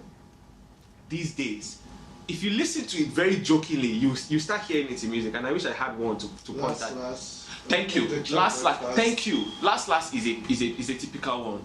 My ayo, don't cry yo, I need to go and shy. He's telling you he needs to escape from the pain. We never used to be so open about those things, but you know what? Culturally, it's acceptable too. So when music begins to do that, I'll use a reverse word. Notice how Ruga, sometimes Ruga's lyrics, I'm like, I did not expect what you're saying. It's direct and raunchy, right? Another person who has that is CK. His new song, Supposed to Fuck By Now. He has one new song called By Now, right? And the trend of the music reflects Gen Zers. It reflects their natural inclinations and the way they feel about sex and sexual exploration, right? This points to one thing. The cultural precepts of a people always determines how good the music is, not even the people's dedication to their craft. Because if you don't believe me, Kadiwab, I say Kadiwab, and that makes my point, sir. That makes my point. See. The song was literally called Whereas Pussy. Like, the song is, what is the craft there? No. Don't even. Which is why I then asked you, and I will end by asking you the question again, and please. Are you then saying that the dedication to craft leads to global? Because for me, it is the leading to global that makes me say it can't be dedication to craft, because there's wild ass people who do bullshit who are globally relevant. Let me bust your brain. This is what I said. If we look at individual stories, we'll argue day and night. Okay, fair. The ecosystem is such that there is a general dedication to putting out great stuff. Right. At that point, it now becomes a matter of who is behind you, what you're doing. If there was just a general lackadaisical attitude, it wouldn't matter. The music would get to a level and peak. There's no reason why, like, if Drake wasn't, you said he has sociologists, but if he wasn't good at the actual craft of it, if he didn't actually feel like, you know what, you could deliver. Because as a creative, your number one goal, whether you use sociology or whatever, is to evolve, to try stuff. My guy decides, I'm going to use sociologists to try stuff.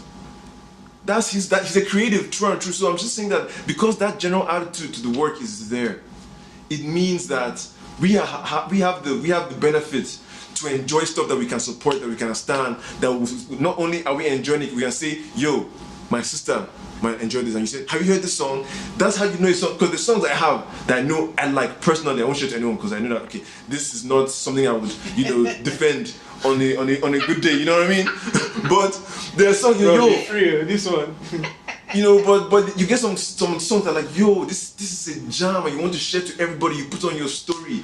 It's like the songs I put on my story. If you look at my story, there are things that are like, yo, I think the world needs to hear this. And some shit in my catalog, I would never. Some shit that Lil Wayne has said in some songs that I really enjoy. I ain't putting that shit out, But So that's the audience again. The audience, like I said, we gotta give them their credits, and we have to give the artists their credit because the audience's tastes are evolving, right? And the artists are evolving as well to meet that. Not in a we are just trying to like game the system. These guys want to create dope music and create it well. Let the audience react. Social media is like, yo, everybody's talking about shit. Last night, you talk about your shit. You get some numbers, like this guy 6ix9ine. 6ix9ine is a benefit of the ecosystem in that you're allowed to create and express yourself in whatever form. If you attract notoriety, you will make money from it still. That's cool. But because it's a general ecosystem for that. If not, that, again, taking it back to Nollywood, the reason why Nollywood is suffering the way it is because there's that attention to detail is few and far between. If you have just that your guy that you mentioned now, was he you? Someone you're talking about a filmmaker that's making some great stuff, right? Was you? Yeah, but I do know like a couple. So yeah, they're in their own space. The other guys in their own space. Yeah. And then everywhere else is littered with just mediocre stuff that you. Do you know there A is lot of the newer movies are better. But the newer actors as well, actresses, we will know we've arrived the day that a Nollywood movie comes out that someone like Annie and me, and I put it because we're fucking prudes, like we're stingy with our approval when it comes to content. We're stingy, right? Don't include me, bro. We're stingy. I know this guy. I know what he listens to. I include him. We're stingy with how we give, And he's not a movie watcher. Whatever it is, but I'm saying, he's not a movie watcher, but that's he's not a movie watcher. Yeah. But if someone like him takes notice, I get what you mean. right, then you know that there's a barrier that we have crossed as a culture. Yeah.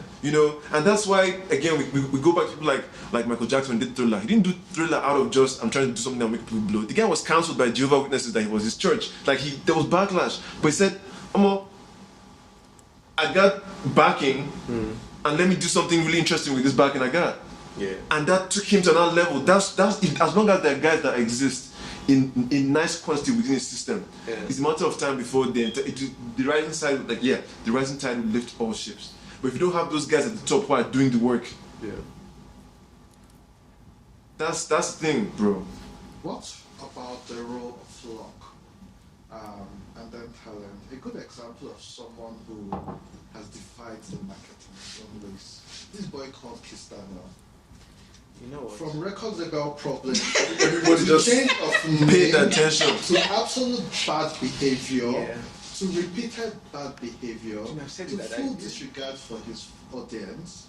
But each year he drops a song, he produces a hit. Kistano then Mayor Kumbo Kistano. For every year he has dropped a project.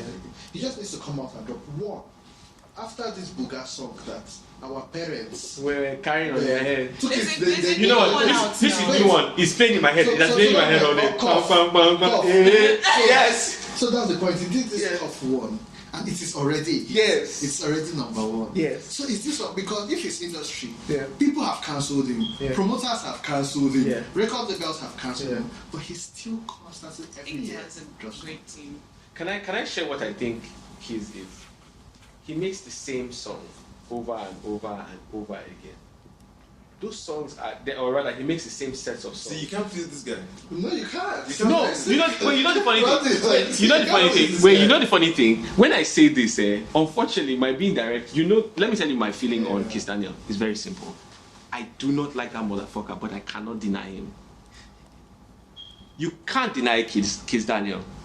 See, if you want to deny him, then you really have a certain kind of bad blood because that nigga just makes bangers. Period. No, musically, you can't take it away. Musically, you can't deny him. Do you get? So as an artist, I give him his props because every time he no matter how much I hate him, I'm like, you've come again. That song will play in my head. I'll just be dancing. Do you get? So he's undeniable in terms of his craft. But when I say he makes the same song over and over again, he doesn't say much in his music. And his music is actually quite reflective of what you spoke about. Nigerians have a highly dramatic, festivalistic way of being, and his music sounds like that. When you listen to it, you realize I want to flex my love. It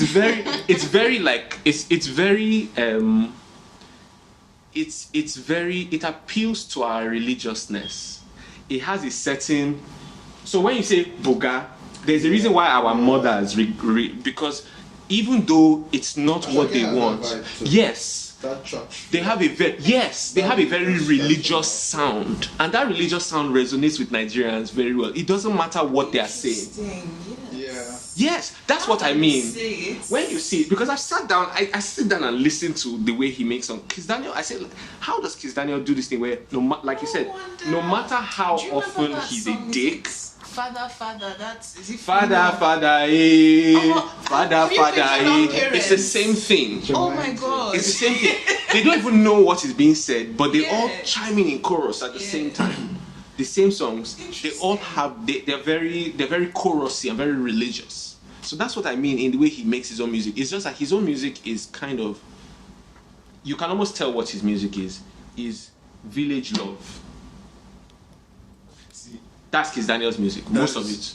That is why rising tides lifts all ships, right? Mm-hmm. Because you could say, as you said, he creates the same song over and over again. He's able to get away with that. Yes, because he knows how. Because they are the other players in the game. Mm-hmm. You know, because everybody's playing their part here. Mm-hmm. The guys people like Burna Boy and Co, who are giving us the music that they're trying to like break barriers. They're doing their work. So these guys can operate in that small little that ecosystem properly. But if everybody was just on that, they were just like, what are we doing? Mm-hmm. You know, everybody that's going to give us vibes. Mm-hmm. No, but Kiss Daniel was in particular. Like, do you know how many times I sat down because I'm like, I know I don't like you. Why is your music undeniable? Then I started watching it and I realized it has a certain swayish like religious vibe. Yes, it makes you just. Thank you. So we all tend to. So their music tends to be very interesting like that.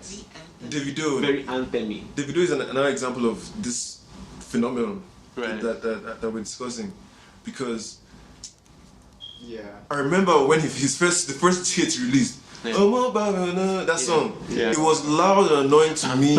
I didn't feel it at all. I know he used to drum. It's a church. You know, I didn't feel it like that, but it was a jam. Like I understood it was a jam. Like this guy is shouting. What do you think? But the introduction to Bangulo music. I think it was the struggle. What's cool? Yeah. Bangulo music. I would say he contributed. Then very well. Do you know who I would? Do you know who I would call? Yemi. Do you know what I would say? Yemi Alade is one strong contributor. Yes.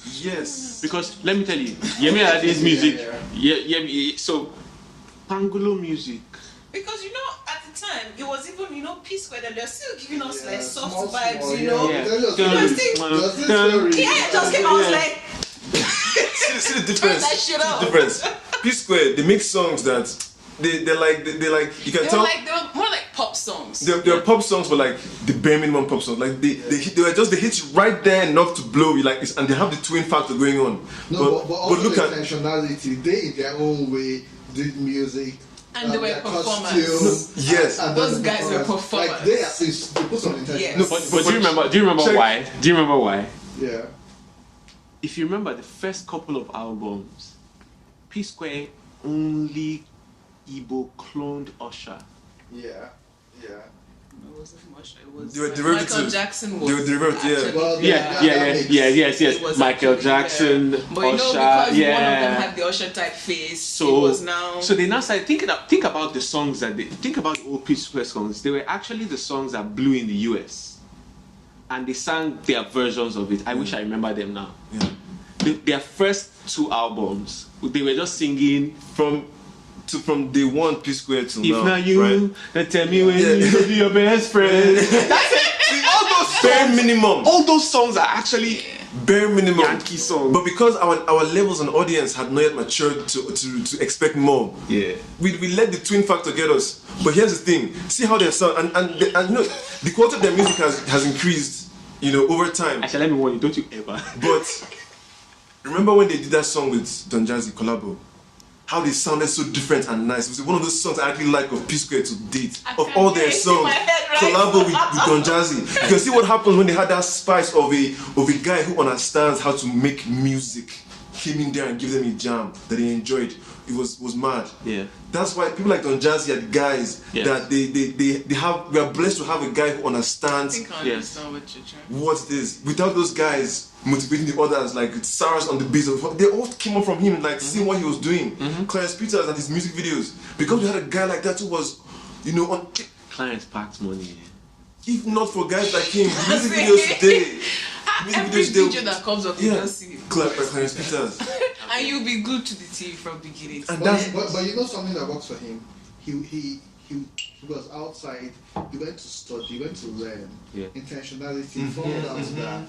My father is Shina Peters, he has been in Thank music. you. Do you understand? Yeah. See what I'm saying here? How about he does something like this? Like he studied for it and he brought that back here. And so when you are seeing Channel on MTV, that black and white slides, what they are using one studio to do, that's what he brought. He brought those slides and those graphics which made us look like what Usher was doing, what PDD was doing with his type of song. And so that was that we felt felt closer to what was going on there. And so that's why exposure helps. Study the intentionality. Went to study and came back. Do you know when you say it's his father, right? Yeah. It makes more sense to me. Sashino, let me ask you a question. With the kind of trajectory Sashino Peters had and the length of his career, in his era, what do you think would be one of the biggest challenges he will have to representing his music, if not video? Video. What did his son go and study? Exactly. Because I'm thinking about Sashino Peters was already globally relevant Yeah. to a certain degree, and across the African continent. I mean, this guy is a king. We literally call him Sashino Peters. Do you get? How do you make a video for a 60-minute song? Thank you. But even then, think about his dedication for craft, because those people who have that dedication to craft see it in vivid Technicolor. It even happens now where you want to take a picture and you have a shit camera and you're just like, God damn it. It's not what I see. Yeah. So when I now think about it and I hear that, oh, coincidentally, Sashino Peters' son now happened to be the one who was placing the cello in music videos, I'm like, no shit, Sherlock. Like, this makes sense. And this is where that intentionality comes from. What would inform the intentionality that you would go and study that? Yeah. I would imagine that perhaps if I just give a guess, it would be that his dad, who was literally one of the biggest guys in the You have to ask yourself. It's Steph Curry Thank and his dad. His dad is the all-time shooter during his time for his team. Can we now understand? This was his life. And you know what? This is where legacy and heritage comes into play. That's how it feeds into identity. But that's a different Dedication to craft. Again. So I don't know if you guys saw this. There's this man who realized that you can make anybody a genius. Like I don't know. If Yeah. And they're like, all you need to do is, and he had 3 daughters. Pick one craft that you want this child to learn all his or her life. And so he picked his 3 daughters and taught them how to play chess. So you didn't care about biology, physics. Pick one thing and make them train at it.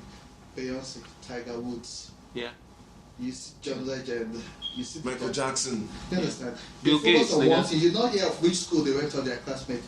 You focus on one craft and you do it religious. It's like push-ups. You start with 5, you go to 10, you go to 100, until you become 20 plus and your bones start creaking. But you build that consistency. It's even like confidence. You speak something the first time, you're shaky. Next time you do, and then you find out, oh, I like this. Cumulative advantage. And then you own it and you continue. And so that's intentionality of saying, this is what I want this person to do. Imagine you have a child and the only thing you have in your house are musical instruments. They don't care about any other thing. You're teaching the child English and mathematics. And that's what the person does. There's a huge chance that child will grow up to become a musical genius. Bro, You're right. That's why our musical geniuses and they're coming. Yeah. Because all these artists, they're having kids. Yeah. Now, Someone they're not coming in at 30 years old to enter the market. And their parents are doing generic. Yes. Our real geniuses are coming. You've not even seen anything. You know what? That, and man, that's actually then you see how Nigerian music will blow. Because think about Ifeanyi, Davido's son. Yes. Ifeanyi is going to be making bangers from childhood.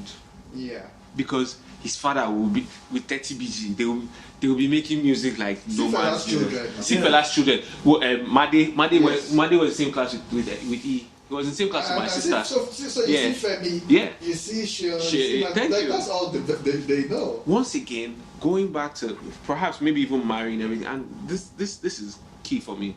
That dedication to craft, right? Could we then, for instance, suggest that the next step from that dedication to craft is the transmission to the next generation, right? Because that's what you're talking about. Generational wealth, yeah. Is an aspect of generational wealth, which is being able to dedicate yourself to. For instance, let me put it this way: you know that when Rodney has a child, oh my God, that child is just going to be. I don't even know. It's not a bad thing. No. I guess. But like, I feel it. Rodney's kid. Yeah. Is this? I don't even know. It's the smell of like burning tire. You used to know which direction they went because them niggas is gonna go. like, where's that burning tire? That's the direction they go. Do you get? Yeah. You can't. Can you imagine? Rodney shall be encouraged. Do you know what the thing is? Look at my kid. He probably would be direct opposite of his father. You never know. That's a very interesting. That's why you don't have children with a lot of women or men, because sometimes it takes two to tango and to entangle. I have a theory about that. Yes. At least let one be average and one be great. Not Olodo and Olodo. No, you're right. You can even be great, then your child will decide to pick the Olodo chip. So, I'm telling you, something now become recessive. Great and average. Yes. Like, let me even be average. Then have be the great one, so that we know it's at least it's tilting in that general there. Yeah, but do you know what? You point at something that I think is very interesting, which is intentionality in procreation. Yes. No. Mm-hmm. Right? Intentionality in procreation beyond how you feel. You get. And this is so key for me. That's one reason I've been single for the longest time. I just felt. And this might be my ego talking, whatever it is, but that's how I see it, right? There's a certain way I see myself and a certain way I expect the person I'm going to end up with to be. Not even in any like specific way, but there's a thing you want that you just know that's specific to what you think will be complementary to you. Yeah. That's what I say. When you know, you know. You know. So so when people are trying to like ask you, oh, why are you? These are things someone is thinking about. You're thinking about your kids. You want to create some fucking interesting species. You want to see what and that's also like the game that some of these people are playing. Is like apart from learning the skill, because it's in your genes. Yeah. Those hours, Ronaldo, those hours are in his blood. His kids are special. You can see his son already is doing things that so these things matter. I think we got to think about it in terms of how we approach the business of music, because if you allow Annie to be your exec, my guy will only look for where there is Let me tell you, if you allow me to be your exec, you're not going to waste your time. You say, what, you can play piano, saxophone, and violin. No. What's your numbers? What's your numbers? That's what he's gonna do. That's his thing. Yeah, And why do you think all these guys like Tupac and all these guys had issues with the execs? Because execs like you were there, and that's why them niggas talking about 27. A good CEO, yes. Thank you. But let me tell you, look at Tupac, look at Biggie, the two guys that we call some of the greatest in rap. In the end, as investments, what caused those investments to die other than their stupidity? It's not with their dedication to craft, they were still ended as entities upon the face of the earth, never to return, because of their affiliations. And that's where it comes, at the end of the day, right? Somebody has to sit down and say, what is this risk? Because people put money behind, what is this risk, right? And even as artists, you need to figure out that even your craft must be married with, and this is where I started from, must be married with a certain kind of business thinking, right? Because you need people who can, outside your creative whatever, who can sort of rein you in. I guarantee you this, if these guys had listened to their label guys, they may not have created at the level they did, they'd probably still be alive. See, the same could be said for any industry, any craft. There has to be business thinking if you're doing anything, right? Yeah. But what makes the thing business at the end of the day is the craft. It's thing. Is the thing that you It's produce. where you started from. And This is that's what it and that, is. you I see, think you what see- y'all are doing is the whole what comes from the chicken or the egg Yes. type situation. but you know what? But you know what? I keep One saying. is I keep chicken, one saying. is the egg. Yeah. But you know what? One is a prospect until it gets engaged by the Oh, other. really? Which came first? The chicken? In this case, let me tell you what. You get omelets. In this case, let me tell you what comes first. The talent comes first. In this case, the talent comes first, but it doesn't translate to anything other than hear me out, great talent. It is great talent, it is great talent, it has depth, it is good, probably has people following him. He's probably satisfied with that, and that's cool. The minute it becomes, and the word, that's where I get activated, when you see business. Business is about transactions. Transactions are about profits. That's what makes it a business. Outside that, it's not a business. Think about it. Your skills become a business when you can transact. Okay, let's leave skills alone. Let's leave this thing. Let's go to hard products. Fucking iPhone. Yeah. iPhone is first and foremost a dope product. Yeah. How did it become that? That was Jobs' thing. Being focused on the product. And how did he get it? Not on the business. No. Business came after. No, wait. How did he get the product? He bought there were components. They were made. Right? That's how you get an iPhone. Smash this one now, not yours. And you will see the same thing in all of them. Right? He said, let's create a great product. But then he registered a company and hired people. And they're doing the work. Right? 2 steps backwards. Okay. We have to give it to Jobs. That man was an innovator. Yes. He wouldn't have Straight. cared if some of those things failed or succeeded. Yes. Boom. That's where the business part came in. Yes. He just wanted to be the first person to do that. Yes. That I've thought about it. Someone has thought about it. How about I do it first and do it better? It's like what Elon Musk, the madman, is doing. Yes. He's an Yes. innovator Yes. that you can't take away from him, even Yes. if it's not physically doing. The fact that he has an idea that he wants to bring to reality, Yes. so that if it's developed 50 years from now, and they say, who did it first? I did. It's the same thing with the madman Kanye, with music.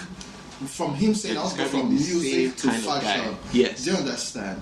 It was when he was like, okay, how can I take this to Yo, You're just okay, please. Yo, Kanye, I love that you mentioned Kanye because Yes. Kanye is he's like the archetype of this discussion. Yes. In that, if you look at the story, and I'm glad we saw his story. Yes. At not one point was this guy talking about how I want to make money. Yeah. My guy was talking about how I want to do my thing and be recognized for it. As long as such people exist Yeah. and they're able to, and they will fail. Yeah. They're- He says egg. Eh? You say chicken. They will Let me tell you why. Because when you look at this story, he kept failing until some niggas did some shit. Dame Dash being the first one of them. No, I'm saying there has to be something to do some shit too. Yes, and what do you think turns the businessman's head? Wait, but hold on. So see Kanye's case. Right. When he was producing for everybody, including Jay-Z, and they knew him as that producer, Yeah. he pitched himself to Jay-Z and said, I want to drop bars. Yes. And Jay-Z said, so he pitched himself in the audition. He needed to have had those good bars for Jay-Z Yes. to say, no, let's do something together. And when he did, that what happened? built that relationship.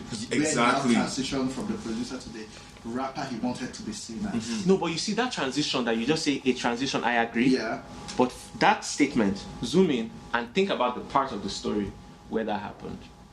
He kept after Jay, Yeah. nothing happened still. What was the issue? Dame. The Dame. people took him seriously. Thank you. Till he put. No, but you see- He did some shit and then Was it Jesus what? thank you. And then people were like, some other people are like, you know what? This shit is kinda high. Yeah. Then usually there's some nigga whose business mind can wrap around your idea. And that is always what the turning point is. That's all I'm saying to you, that they have this craft and it does well, but there's always someone who sort of believes in you. If you listen to his song, this is Last Call. this Last Call, Kanye's song, Last Call, long ass song. He literally tells the story of who those people are in his life. Like, if you listen to it, yes, if you listen to that, he with his own mouth says the story of like how many people said no, until somebody calls him back and says, hey, what's up? If you look at what makes that person do that, it's never about just the craft, because everybody keeps saying, oh, you kind of had, and then they leave the room. They identify the skill, but it doesn't turn anything. So it's not like they deny it. You get? They all agree about his skill. Nobody denies it. And then you're so micro on this thing. You know why? Why is that? Because if you want to go into every like minutia of the story of how it happened, let me tell you because I don't want you to bring up inconsistencies. I will examine it, and then we can be sure whether it's right or wrong. Okay, but here's what's consistent. What's consistent is that when Kanye got his foot in the door, what did he do? He created the fuck out of creation. That's like saying when somebody entered the kitchen and that is what that is. But my own is, if I don't give there's no business if he doesn't do that, bro. No, see, you don't blow, you don't do anything without that. Mine is my guy did Jesus walks. Like some people get their foot in the door, they get everything, but they still crash after the first one. You still need that push. Besides the label, like Kanye knew after I did this, I needed to go further. That constant push. Plus, this man who wrote this book, Malcolm Gladwell, Outliers, they said a common denominator with everybody who has been great in this life, everybody, not successful, great, is the fact that they've always known they will be great. Yes, I agree with that. That's the common denominator. Steve Jobs knew he was going to be great. Kanye was calling himself a genius before he became known as a genius. Like you find all these people, they knew, like it's something that they agreed within themselves, and so that's why they're the ones that once they get their foot in the door, they keep on pushing and pushing. Some other people accidentally fell into rooms of greatness. That's why there are a lot of people with talent that will never blow. We'll never hear about them because some of them can't even walk into the room and they mess it up in that room. And they lose it. So an example, Justin Bieber. He got his foot in the door, he made some dope tracks and instead falling off and getting some shit. He had the fans on the numbers. If his numbers were looking at, whether he was dead in the ground or he was doing whatever, he was still Justin Bieber. I struggle with some of these things you say because when you say you're music connoisseur, because people give bangers for like a decade. Wait. I'm saying to you that he got his act together, right, and started making music. And he came, Chris Brown, he had the whole issue with Rihanna and everything. What got him back? My guy, they had boycotted him. The guy was off. My guy made music. Now he's still giving us an album every 2 years. He's still, and he'll give us 30 songs inside it. My guy knows what his calling card is. You know the funny His talent. See, let me tell you. You know the funny thing. Unfortunately, you're calling people that I know their music catalogs intimately. And bro, your summarization is wildly inaccurate. See, I'm saying if you notice, every time you call them, I will start giving you facts. Let me use the ones you just said. But the fact is they are talented. Wait, see, let me tell you what I have a challenge with. Let me tell you what I have a challenge with. You see this? Let me put something in this cup. This is called the Atta-Ahmed. Analogy time. Yes, because it's the easiest way to see the framework of this. Okay. When you say they are talented, that's this coming in here. Nobody's arguing that. Every time you say it, put the teaspoon down, because that's not what I'm saying at all. Their talent is great, right? My own is all their stories, all of them, when you zoom in, all have the same identifiable patterns. It may be blue in this one, but at some point there's a splash of color. I'm just using that as an analogy. Maybe a different color for each person, right? Look at Steve Jobs. All these guys knew that they were. Before they were, their knowledge didn't change shit. So them knowing and their talent is to them.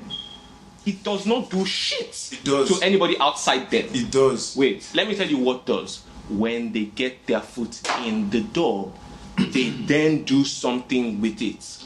But you see, it is then to say, when somebody enters the room, they can pinch me. I'm just using it. But if they don't enter the room, do you get pinched? So what do you do when you know somebody enters the room and they can pinch you? What do you do? Your natural instinct is to close the door, right? Because you realize that that is a predicator of the outcome. When you look at it like that, when we simply say, when they get their foot in the door, what did they do with it? I'm like, bitch, they couldn't get in if I didn't want them to. And you're a Wait, businessman. Yes. And that is the sense in which I say we can see which came first. Which is, what came first? I mean, Let me put it this way. What came first before this conversation was that you arrived downstairs. You did not come to this place before arriving downstairs. okay. Thank you. So this place was always here. This place was always here. You came in and then we had a conversation. That's the sequence. Which came first, your arrival or this conversation? My arrival. Thank you. Which comes first? Coming in through the door or what you do when you get in? Exactly. Coming in through the door is the egg.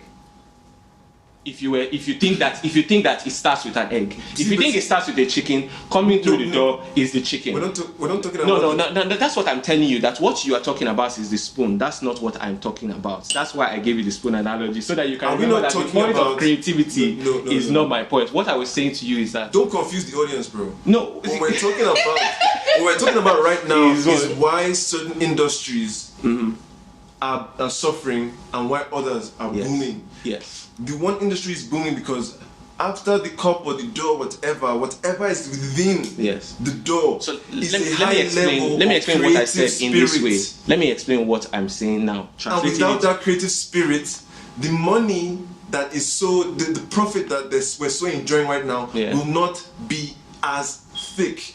And we know this because we know what it was like. Star Plus, guys. Okay. If Star Plus, they came in too early. If they came in now with the kind of production that's out here, they would have finished. They would have finished work. But you see, the point of the matter but is aren't you making my point in that because they were still the same creative guys then? But that's the thing.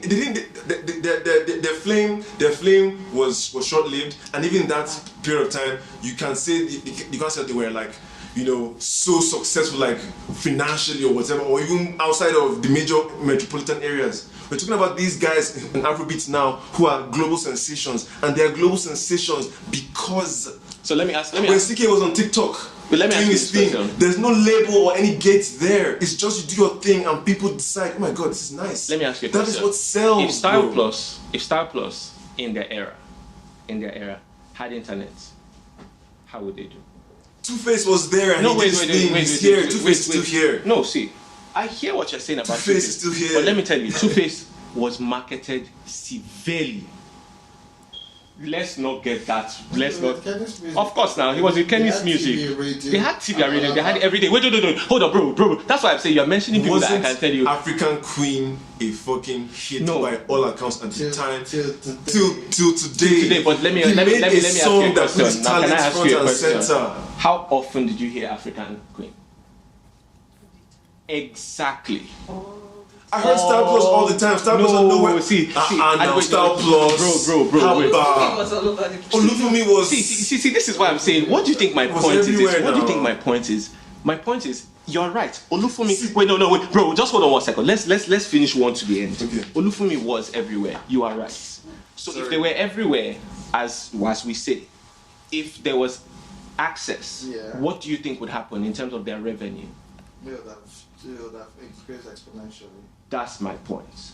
So they came before their time, still had the same dedication to craft, but there were other market forces that just did not allow them to become profitable, or even like hear me out.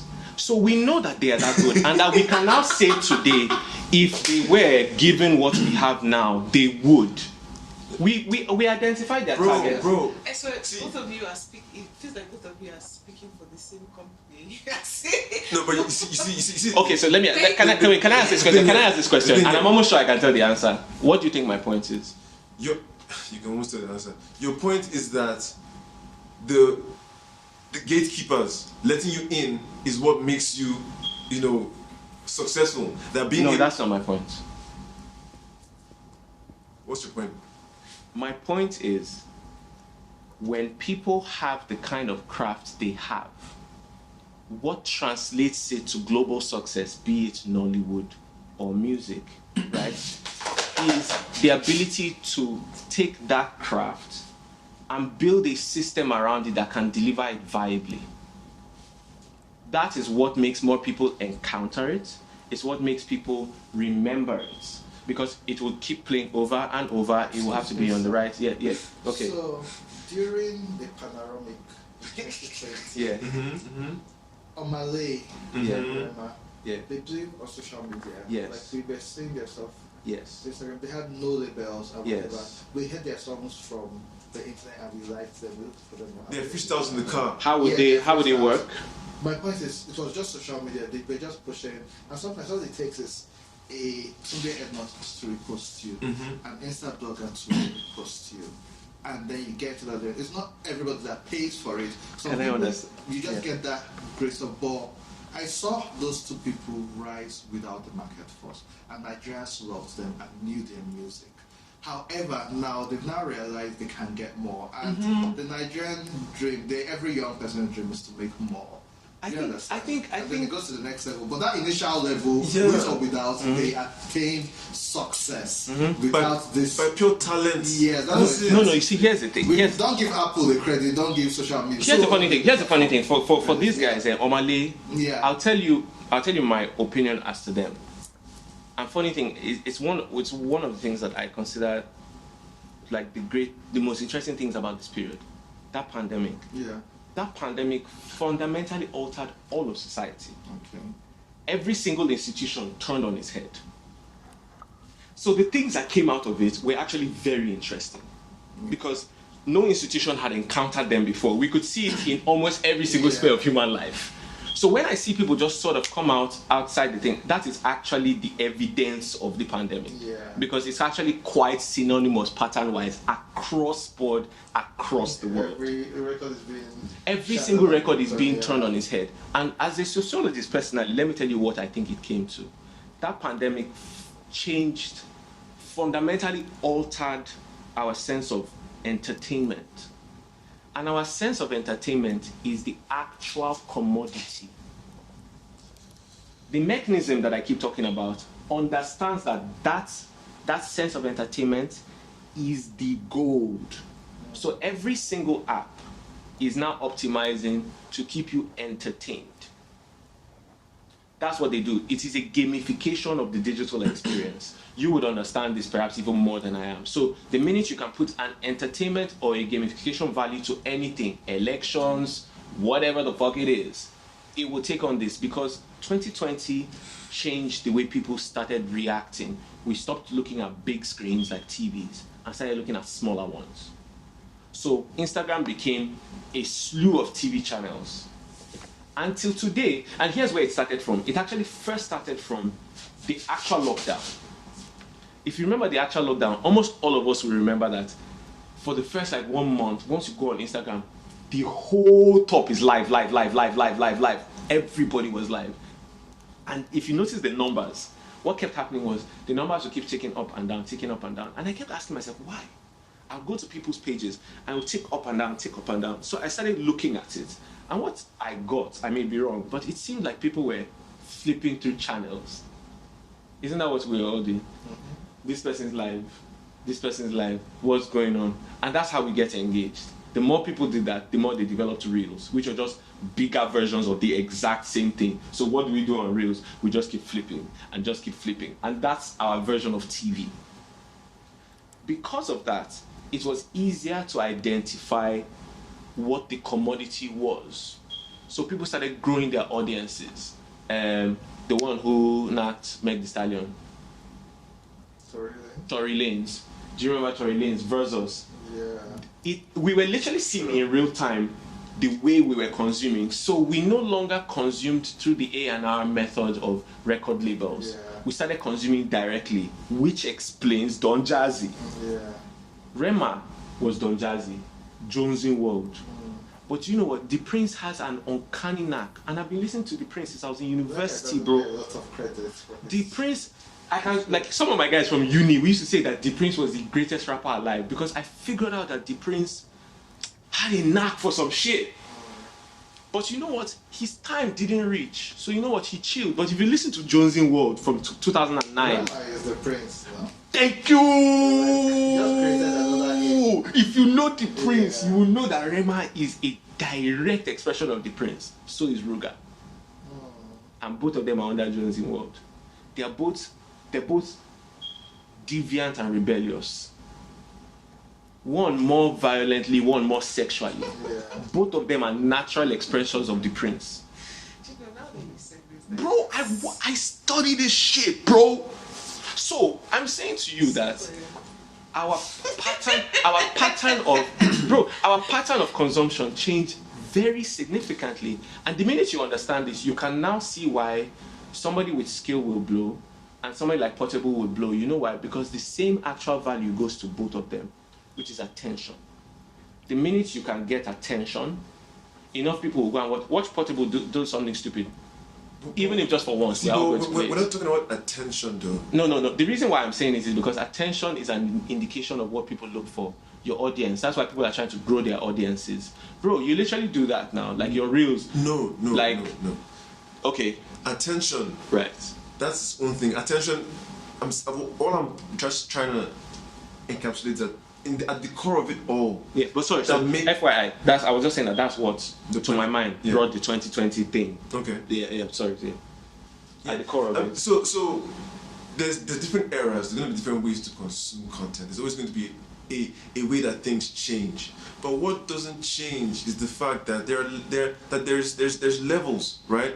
And we instinctively as human beings are always looking for the next level. Yes, we're going to enjoy the weird skits here and there. We're going to watch this. One song finished in 3 minutes, even no matter how nice it is. But 2 minutes. But because we all want to watch something, we're going to watch something, and if Portable comes up, we're going to watch what it's doing, and if it's crazy enough, we're going to retweet. That's not what we're not talking about. Blowing over some shit. We're talking about what makes the industry go. At the end of the engine that drives why we keep paying 900 fucking naira for Apple Music or subscribing to Spotify is not because of just attention. It's because there's great stuff out there that we want to have access to. That is what we pay for, bro. Yeah. That's what it's about. Mm-hmm. At the end of the day. Do you realize that you just said we paid for? We pay for whatever it is. We pay for it. Somebody fixes that. No, but someone is paying for it. Somebody knows, somebody is deciding how much you pay and what you have access to when you pay a certain amount and how many people you can share it with. Somebody's having those discussions. That's 5, fine. not 6, and that's the egg or the chicken, whichever one you take comes first. At least there's food.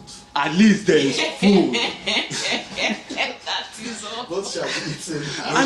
But you know what? This is always vibrant because, and I actually feel bad for them because we're like relentless when it comes to this shit. But the both no, it's actually quite interesting. Both are equally important in the rise of African art. And you know, this guy is both.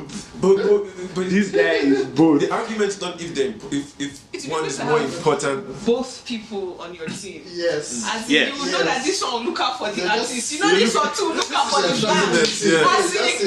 All you need to just do that. You know the best part of it? You always have a plan B. So you already have an A and B, so there's always a plan B. Plan B, yeah. All you just need to say is, I think I have a new song. Exactly. To market this one. I'll be like, come. We can make it better. This is what we need to do to make it. That's how we approach it. This whole conversation, that's what AFR is. Yeah. Where you submit 20 songs and we sit down and say, which 11 songs are we going to choose? And we all listen to it and we're and come up with it, I like this church vibe that you brought where it sounds cursing. People would like that. And then there's another the songs that give like, us demographic. In the Southwest, they will vibe exactly, to this and one. If you play it in so club and so club. Well, the young and opposite mobile wouldn't like that type of sound. So give them something that they wouldn't be ashamed of doing outside. Like, everybody that can be doing this as well. Like, but find girls and educated men and fine men and everybody they do Raz dance. But you now want to cater to this other audience that wants to feel like they're better than every other person. They just got back and love rich people. So those different conversations is where you now say, okay, so we don't like this one. You now have a consensus of what you don't like. And you now pick the 11 that you like. And then the next conversation is what should be number 1. Because even there's the a flow. now matters. Yes, there's a flow. It's a story that's if you notice most album between 3 to 5 or 3 to 7 is where you find one hit song. Yeah. Like usually number 4. 3 exactly. 4. So yeah. 3 to 7. Yeah. So there's a sense to it in the selection and the placing and all. So it'll be good to have both of them. You guys were talking about Ashake earlier. Did you guys feel into conversation? Oh yes, we did. You know, Andy's like, let's not go there again. Do you know, but Ashake is a very interesting person because he shows the rising demographic. No, Ashake understands both. Ashake wants the chicken and the egg. Yes. Like he wants it for himself. Yes, because it's produced for so many people, he gets it. Yes. Do you notice that there is not one Ashake song on his album that is 3 minutes long? Have you looked at that? Go and look at it.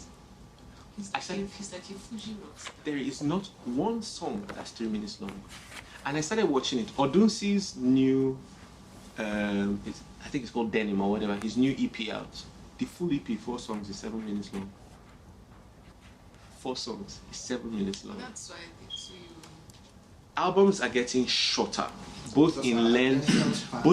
Yes. Think about when we used to listen to R&B song, 3 minutes 40 seconds. No. 4 minutes 25. No. But radio costs this shortage. No. And now Because you don't album want 2 somebody minutes to 30. switch 2 minutes. channel. 2 minutes. Yeah. And so you need to give them good stuff back to back. Okay. Yes. Young niggas like to do this thing where you just like people think that the audience is stupid. Okay. How so? The albums aren't shorter necessarily just because of that. Okay, why do you think Chris Brown released so many songs?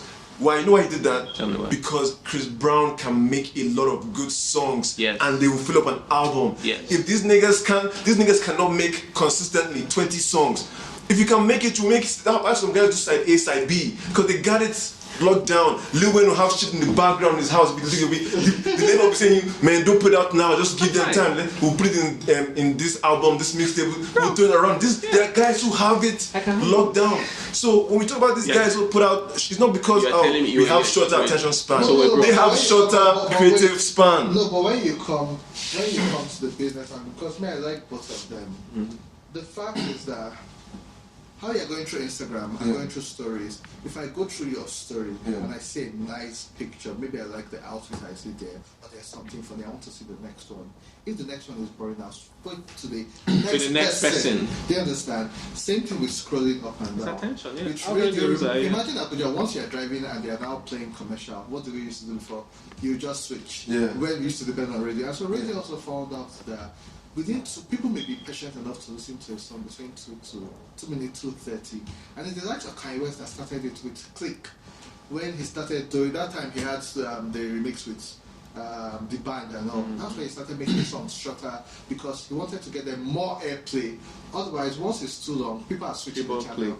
And so, as our attention span is getting shorter, it started getting shorter with TV and radio. Yes. And so they now started realizing that if you do 5 minutes, a radio station will just get bored because people are switching. Yeah. Because they took care about their numbers. Yeah. And so the shorter it is, it's easier to catch people. The likes of Adverts. Same thing. Super Bowl adverts went from 15 seconds to 5 seconds to. Chris Brown has established his fan base already.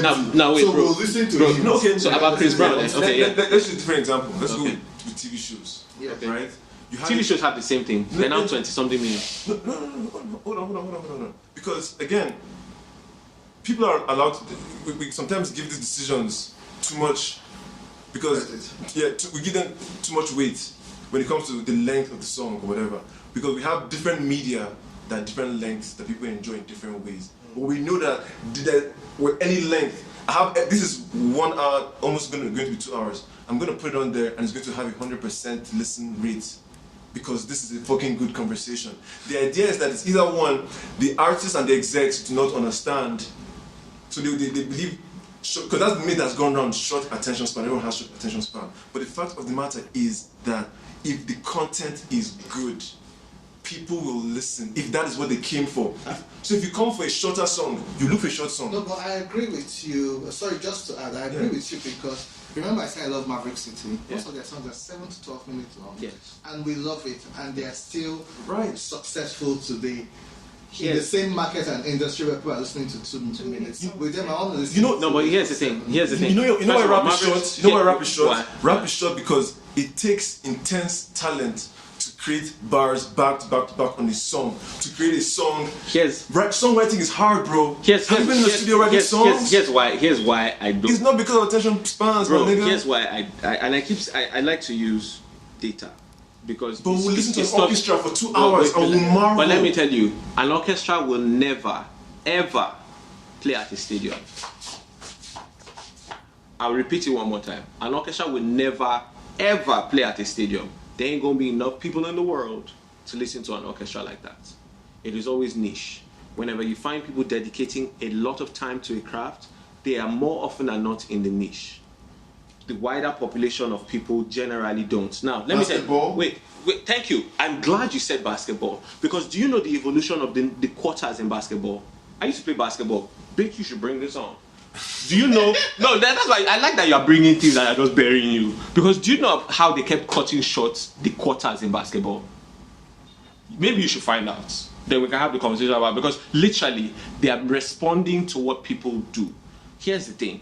If somebody puts out one album and this guy has banger, he clearly knows how to get our attention. Quite clearly. This nigga has all of us in a fucking chokehold. So he clearly knows what we want and is dedicated to his craft. There is not one, I repeat, not one song, unless I'm mistaken, that is 3 minutes long. And if there are people who sit down in the room and there's machinery, bro, somebody would have figured out that all this shit is short, except it is passable. If Ashake was sitting in his house making his music and he made all of them 2 minutes short and all of that, I'm like, whatever the nigga chooses to do with his time is really his business. However he chooses to put his medium out is his business. This went through a machine and still came out. It's not just him.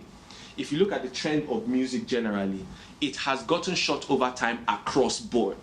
That doesn't happen by chance. If 1, 2, 3 people do it, if 1, 2, 3 people do it for 10 years, that's fine. But by the time after 10 years, 100 people are doing it, 300 people are doing it, that's a trend. Something is causing that trend. We also see that even apart from music, in every other consumer-based thing, this thing is shortening. Everything is getting quicker. In fact, even our internet is getting quicker, the speeds are getting quicker. So we generally tend to, as a people, in most things, expect things. If you then go and encounter something that is a little slow, you almost feel like, If you get something, again, you point to it with radio. People listen, and after a while, when it's dragging on and on, they tend to, because attention spans generally get cut after a while. So I'm saying that to say, when I see this happen across board, across regions, across genres, across sectors, and everything is taking the same pattern, almost of shortness. And you said series. Go and check most series now. Most series that would be 45 minutes before. These days, the newer series are like 27, 35 no, on Netflix. What you get?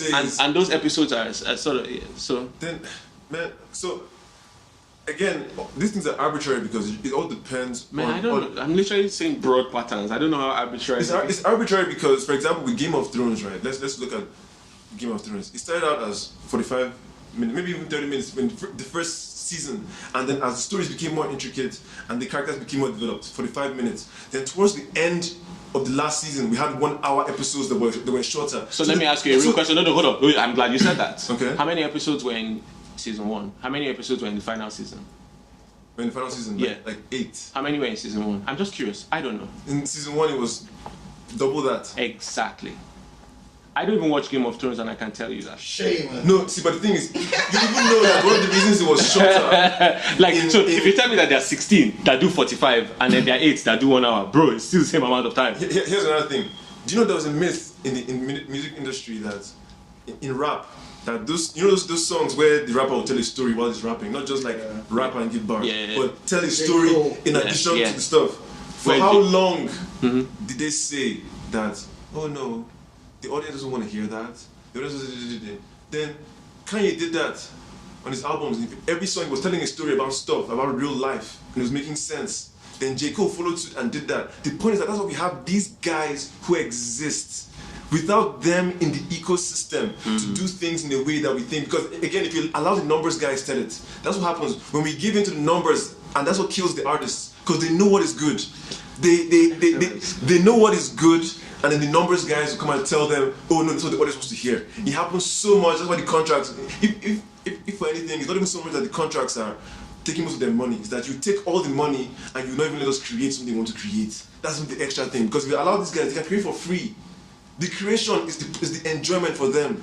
So should we get him paid for this? Who? Us. Right? So Andy, no, but you know what? But you know what, Andy? It's funny you should end on this note because we should be getting because we should be getting paid for this, and I think that ultimately that's even what's in my head when we sit down and have these discussions with you dressed in your sexy ass kimono and Rodney arguing together, guys. Let me tell you what I think this is. we have to build the mechanisms that enable us extract value for shit like this.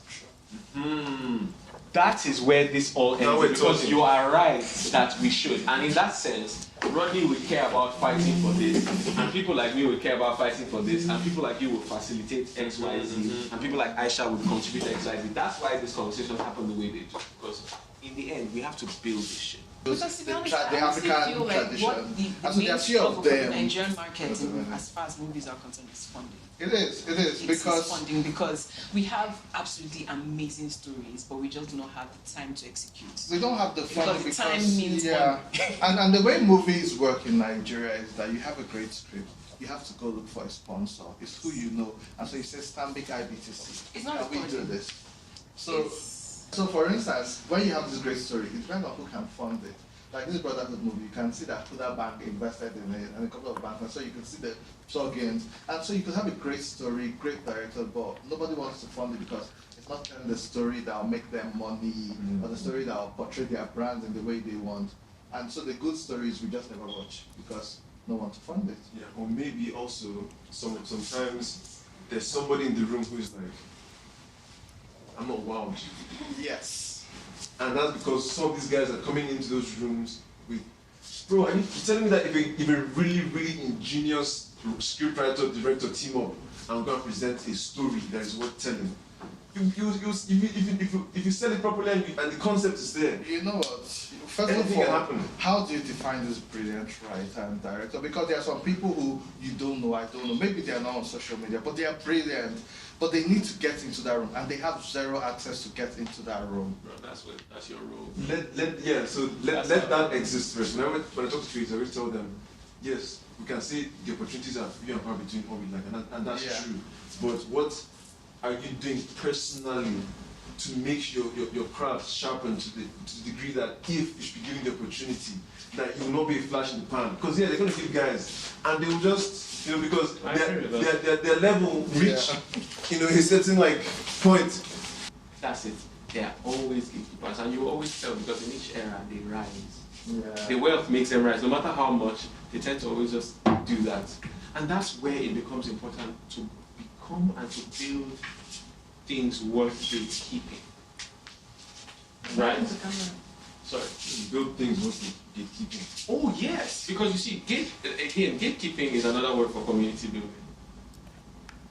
No, but you need structure. That's what Exactly. So invariably, anything that proliferates will require structure. But the question now is, who are the gatekeepers?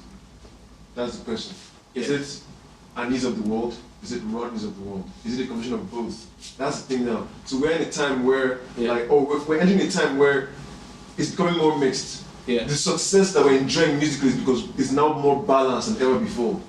Yes. The talent is more rich. We're seeing all kinds of things. It's the balance now. That both can exist. Yeah. So you with your raw talent can be doing great. But you with your average talent, I can give you the resources that will make you get to that same number. Yeah. Both of you rise. There's a chance for 100. Exactly. And switch. And so yours is working for you, yours is working for you, and then another person is sitting behind saying, what are the numbers doing this? What numbers? Each And person what's it playing about their this person's audience? And how can we make you get more from it? Because we have the funds to give you. And so you're now going higher. This person is just doing his work and his talent and good is working. But you have mid talent, but you have all the resources. And also resources to look at this man's number.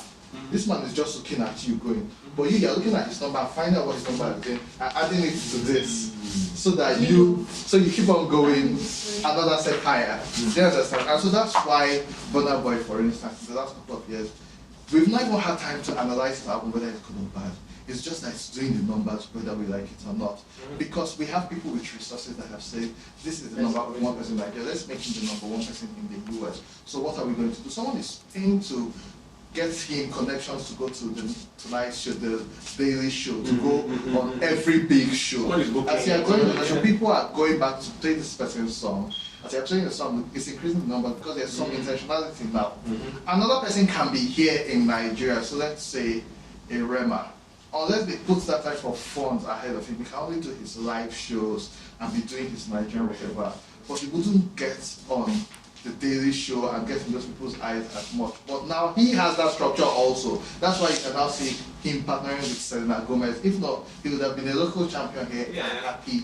And maybe or maybe not. So this person's talent now gives him a maybe chance. Your talent and funds now gives you the superstardom. I know that you said this. So you know what I think? Talent, a good 25%. The rest is market forces. Thank you. Talent, So a good for 25%. us to proliferate the That's where creatives, marketing for comes. us to That's where proliferate the network comes in. creatives, you have to think like native, because of Birdman, they will win. But bro, That's what I'm saying. There has to be. again, we talk about, we're not saying that there should be gatekeepers. We're saying, what are you, because I can tell you this now, right? If Birdman has had guys on his roster for years, Yes. before Lil Wayne, Yes. right? We're seeing that at the end what sustains the ecosystem. Thank you. I mean, 25% of the talent, of course, is the talent, as you Yes. said, right? I'm saying that 25% is so key. It's like you have, I know what it is. You know, you're making KFC, you have all the chicken and everything. Yeah. But what is it? The 25 herbs and spices. Yeah, they're special. That's what sauce. that makes it Yeah. the thing. If you don't have special sauce, ain't nothing. So you can have the marketing team, you know. So I mean, so that's why it's nice to like. I'm a marketing guy. I have class at marketing. I will swear on marketing all day, every day. Exactly. But you know the kind of marketer I am. I say, bro, you have to have a good product. You put your money, or you collect money on the price that you know will work. Yes. You know this cafe will, that's why you. This campaign will work. This product is special. Even on my podcast, the sponsor I take, I don't take any sponsor that I'm just, you know, I want to be able to like show results so that the next sponsor will pay me double. Because That's how you do it, bro. So I'm saying it's nice to say to big up the machine that makes these things work. But if the secret sauce is not saucing, you know, it won't work. It won't work. True. Oh my God. Man, we really got into this. If you made it to the end of this episode, you're a real one. Thanks again for tuning in. If you enjoyed this, there's a whole lot more where that came from. Just scroll down, you'll see all the range of topics, guests, stories, whatever. I've put in some work for you guys. So there's something for everyone. I release episodes every Saturday at midnight. And depending on my mood, I might release 2 or 3. You know, I can be generous like that. So don't forget to subscribe and leave a review if you feel so inspired. Tell a friend to tell a friend. And follow the podcast on Instagram at The Young God Pod and Twitter at I Am The Young God for exclusive content. And just, we're in this, man. Thanks again. Rodney Omeokachie, out.